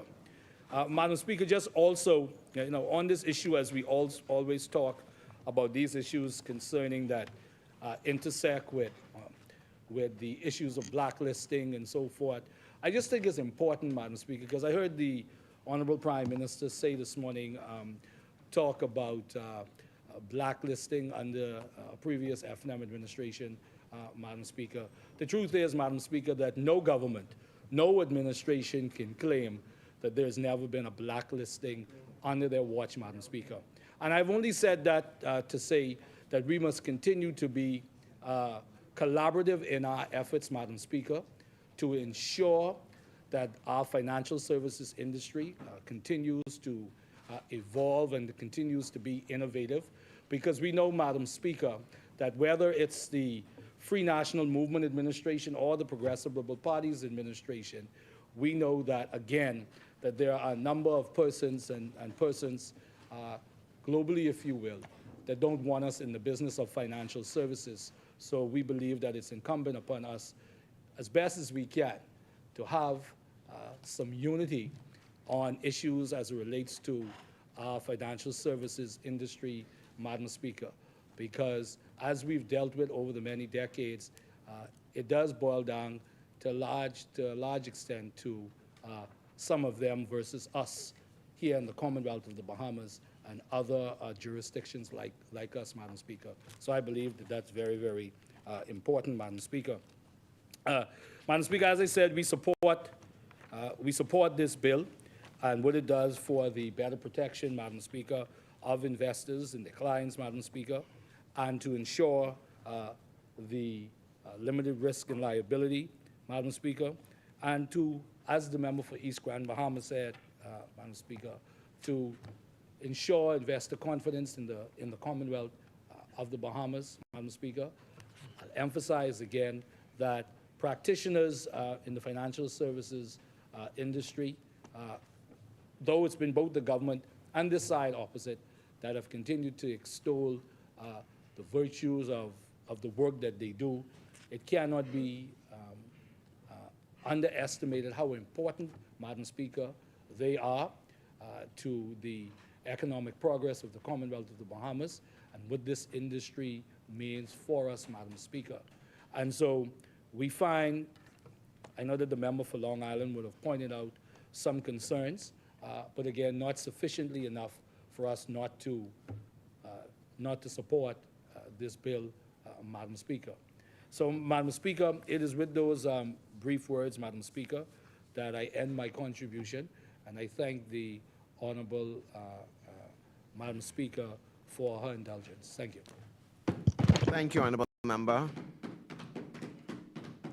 Asmini, the Chair recognizes the Honorable Member for Freetown. Madam Speaker, as I rise to wrap up this debate, I could not do so, Madam Speaker, without explaining for the benefit of the constituents of the member for Central Grand Bahama, who had intended to contribute, that it is not intentional that he has not contributed. There's a very serious matter he is attending, and that is why he has not contributed. I think it's right that he would have me say that in the circumstances, lest people think something is untoward. Madam Speaker, we're wrapping up before the debate, and so I, at the appropriate time, will move that we sit through to finish the committee stage. But this is as, Madam Speaker, there is great agreement on this bill. In fact, East Grand Bahama simply says that they agree with it, but they don't agree how we did it, which is a rather bizarre thing to say. They agree that this is very good work, but they don't agree with how we've done it. I've said, Madam Speaker, very early on in this Parliament that the quote that best applies to the side opposite is that they let perfection be the enemy of progress. And that explains why they did very little, I would contend, in their time. They always come back, Madam Speaker, with an approach. But I think, Madam Speaker, it's appropriate for me to call out for the Bahamian people at this very time, if only because it comes from the manuscript of their leader. You can always say they have done a good thing, and point out everything else left to be done.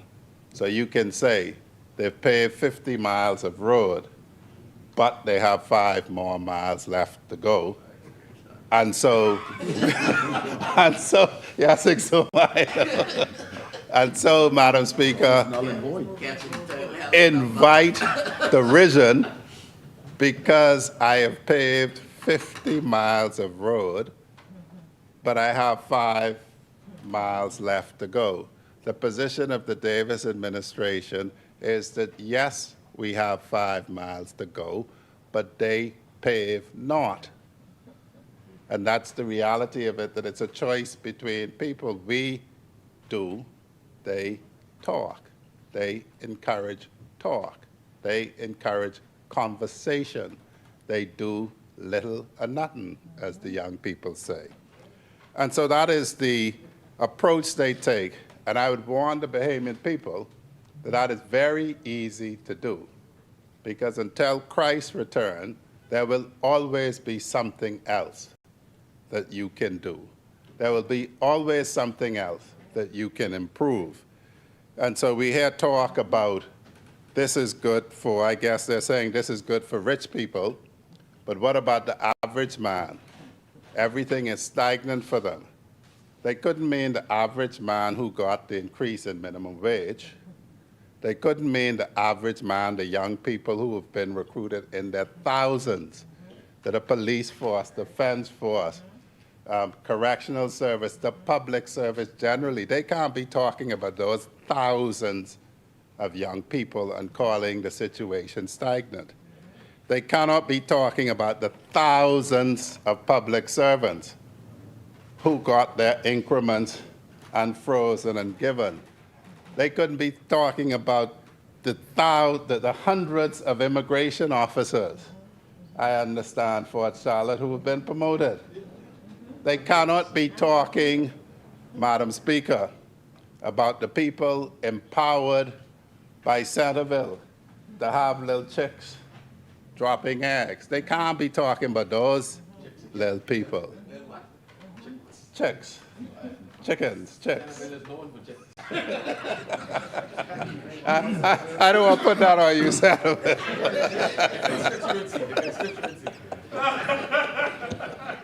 Clear yourself. I saved Yamakura last week. Clear yourself. Madam Speaker, they cannot be talking about those people. They cannot be talking about the people who, as we stand, are employed to the extent that we have the lowest unemployment records and numbers in ages. They can't be talking about them. And so you can always find, Madam Speaker, something else that has to be done. They could say we have not built the new parliament that would be disability friendly and comply with the law, and they'd be right. They could say any number of things we have not done, but what they refuse to do properly, and only by side when it's to acknowledge all that has been done. And Madam Speaker, all of what we saw today was about 2026, although they must think it's going to be 2025. All of what we've seen today is about 2026. And I would just say this, Madam Speaker, since they raised it. 2026 must be about what we have done, because the alternative is a group of people who did little and nothing. Because we admit there are other things to do, and we press on. And in the words of Fox Hill, that is why the Bahamian people ought to advance a second term. The people who are doing things, acknowledging what is left to be done, and lining it up to get it done.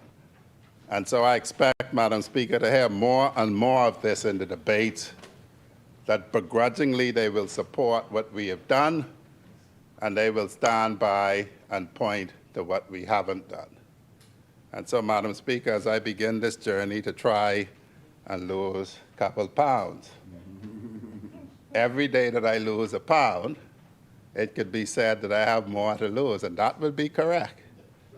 But the problem is, Madam Speaker, and this is a national problem, that I've seen studies that show if a country sits and dwells on the negative all of the time, it'll become depressing. And if you always look at the glass as half empty, you will depress yourself. And you can do it nationally. So if you've come from a cup with no water in it to a cup half full, you can celebrate the half of a cup you have while you work on getting the other half. And I would ask the Bahamian people, Madam Speaker, because this bill is a clear example when one listened to the last submission of East Grand Bahama, that the tactic of the other side is a depressive one. They are out to depress you. When things get better, they will point to what else can be done, and you can always do that. And I ask the Bahamian people to reject depressive tactics. We know where we came from. We have not focused on it, but we know where we have come from. We know who they are. We know very clearly who they are. One of the best things for Grand Bahama is on top, and listen to all of it. Just listen. That is the method. That are the tricks of tricking you into believing that things are worse than they are. And so, Madam Speaker, that's the choice in 2026.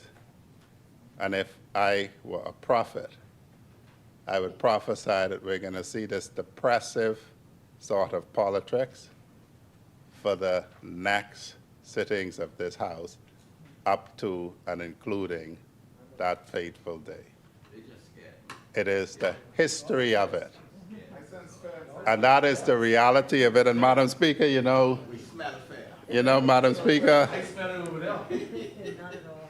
I will close with this, and it's only, let me describe it before St. Barnabas does. Some people may say a bit of mischief, right?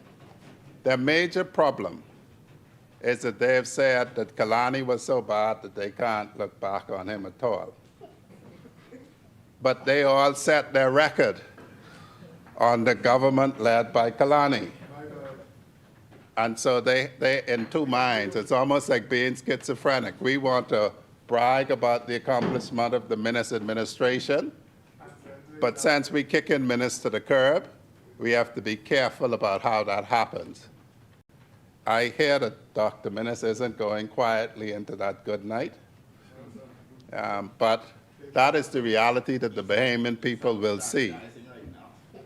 The persons whom Dr. Minnis empowered, who in this House in 2021, 2022, and sometimes even today, brag about the accomplishment of the Minnis administration, has told the Bahamian people that it was so bad that they can't look back on him at all. My Grammy would call that being ungrateful, and ungrateful children used to get beaten, but that was back in the old days, Madam Speaker. I don't know what Dr. Minnis intends to do to them, but I know what my Grammy used to do to me. And Madam Speaker, that tactic ought not to work. The Bahamian public should see clearly through it. This is yet another piece of legislation that they can't resist as being sensible, and they've had to support it. And as such, Madam Speaker, I would ask you to put the question on the second reading and passing of this bill.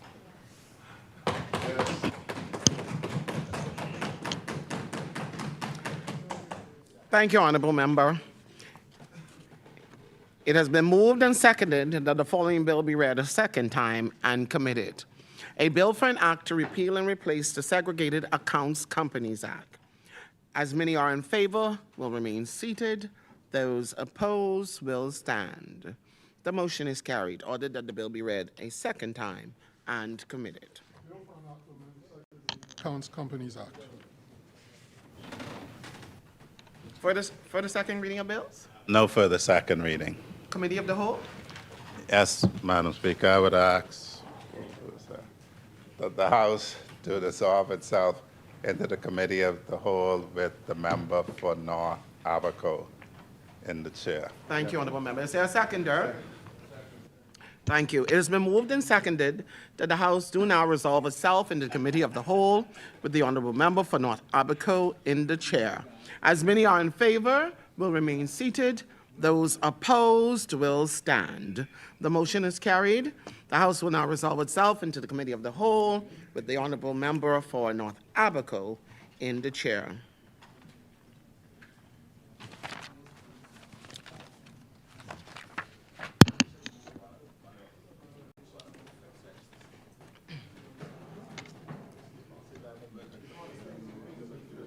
Oh.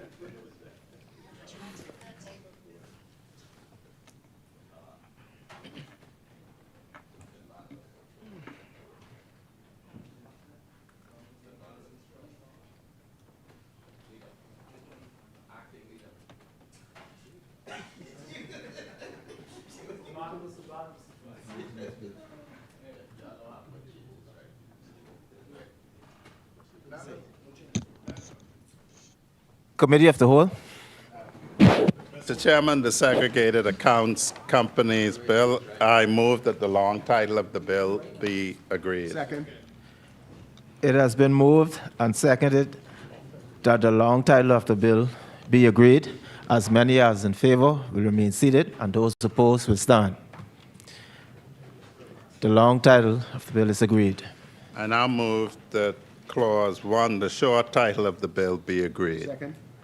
It has been moved and seconded that the short title of the bill be agreed. As many as in favor will remain seated.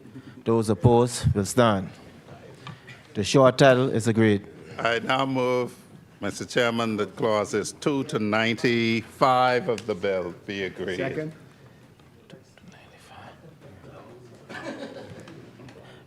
It has been moved and seconded that clause 2 to 95 of the bill be agreed. As many as in favor will remain seated. Those opposed will stand.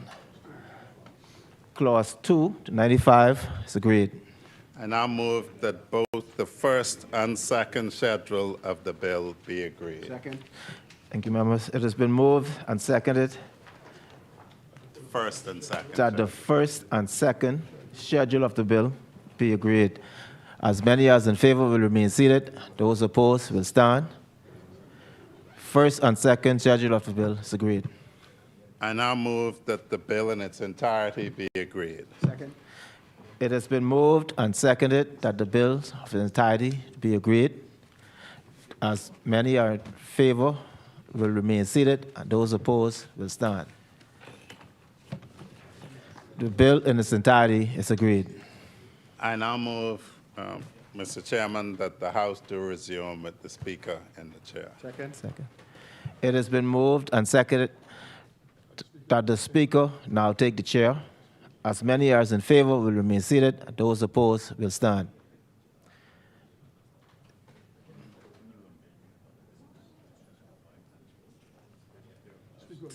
The Speaker will now take the chair.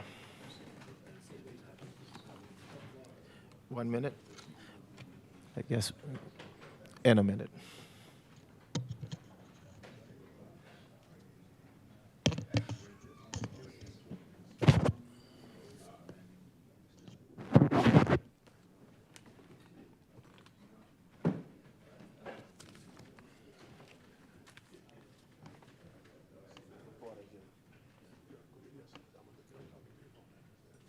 The committee has examined the bill and has made no amendments thereto.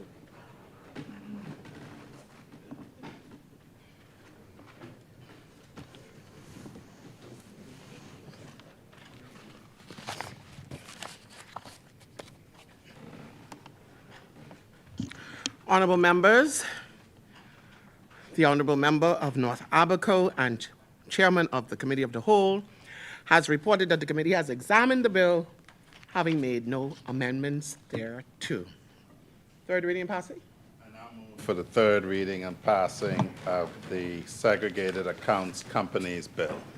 Is there a seconder? Second. Thank you, Honorable Member. It has been moved and seconded that the following bill be read a third time and passed. A bill for an act to repeal and replace the Segregated Accounts Companies Act. As many are in favor, will remain seated. Those opposed will stand. Madam Speaker, I'm not overall opposed, but I think it needs to be stated. There is, in the second schedule, consequential amendments to the International Business Companies Act. Are they planning to bring amendments to the International Business Companies Act, or is the government's intent that an amendment to the Segregated Accounts Companies Bill can amend other legislation simultaneously? I've never seen it done this way before. Thank you, Honorable Member. Okay. Thank you, Honorable Member. The motion is carried. Ordered that the bill be read a third time and passed. A bill for an act to repeal and replace the Segregated Accounts Companies Act. Ordered that this bill do now pass and the title thereof declared to be Segregated Accounts Companies Act 2025.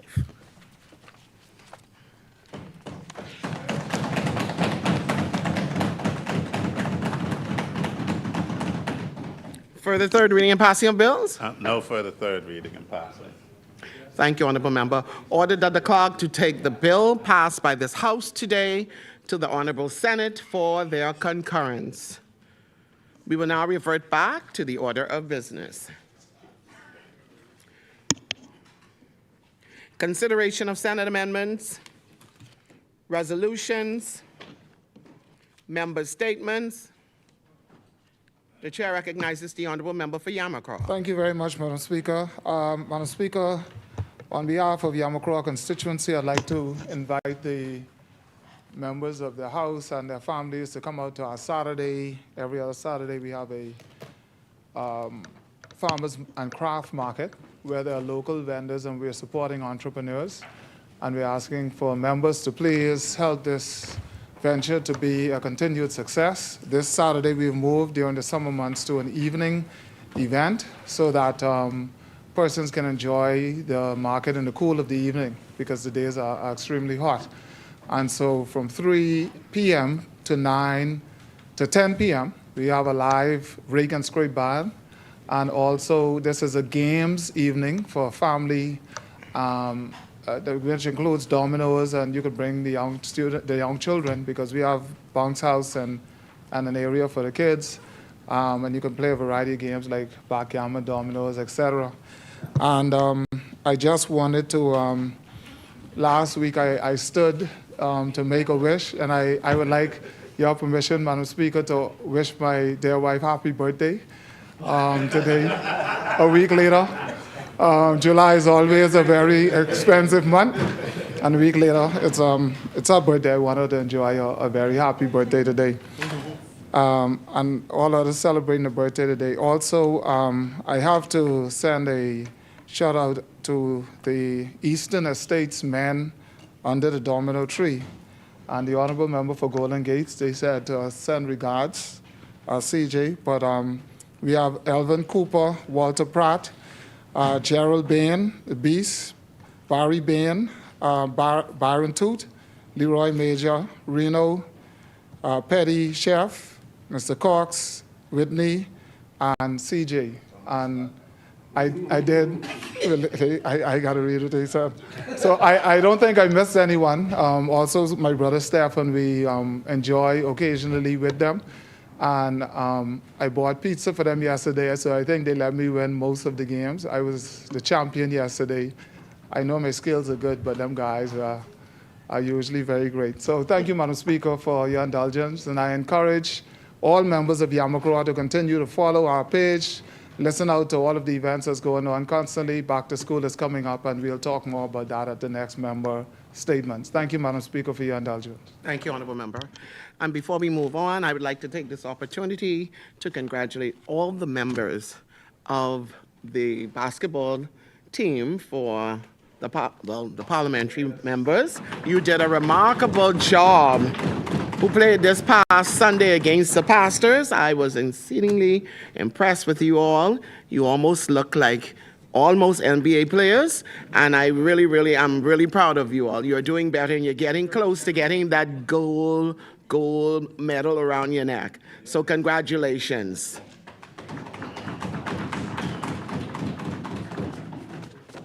I see Clay, and the Honorable Clay Sweeting is missing. I think he's in recovery. He's still in the A&E, eh?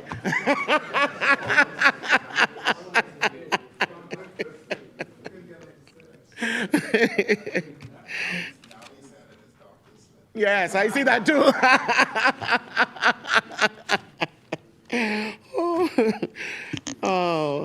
Appointment of select committees, instructions to select committee, discharge of select committees, notices for future meetings? I renew all notices in the name of the government. Thank you, Honorable Member. Senat? Renew all notices and name the opposition, including all the outstanding questions. Thank you, Honorable Member. Adjournment? Madam Speaker, I move that the House on its rising do adjourn to Wednesday, the 30th of July at 10 a.m. Wednesday, 30th. Okay. Thank you, honorable members. It has been moved and seconded that the House do now adjourn to Wednesday, 30th of July, 2025 at 10 a.m. As many are in favor will remain seated. Those opposed will stand. The motion is carried. Final adjournment? Madam Speaker, I now move that the House do adjourn to Wednesday, the 30th of July at 10 a.m. Thank you, honorable members. It has been moved and seconded that the House do stand adjourned until Wednesday, 30th of July, 2025 at 10 a.m. All rise.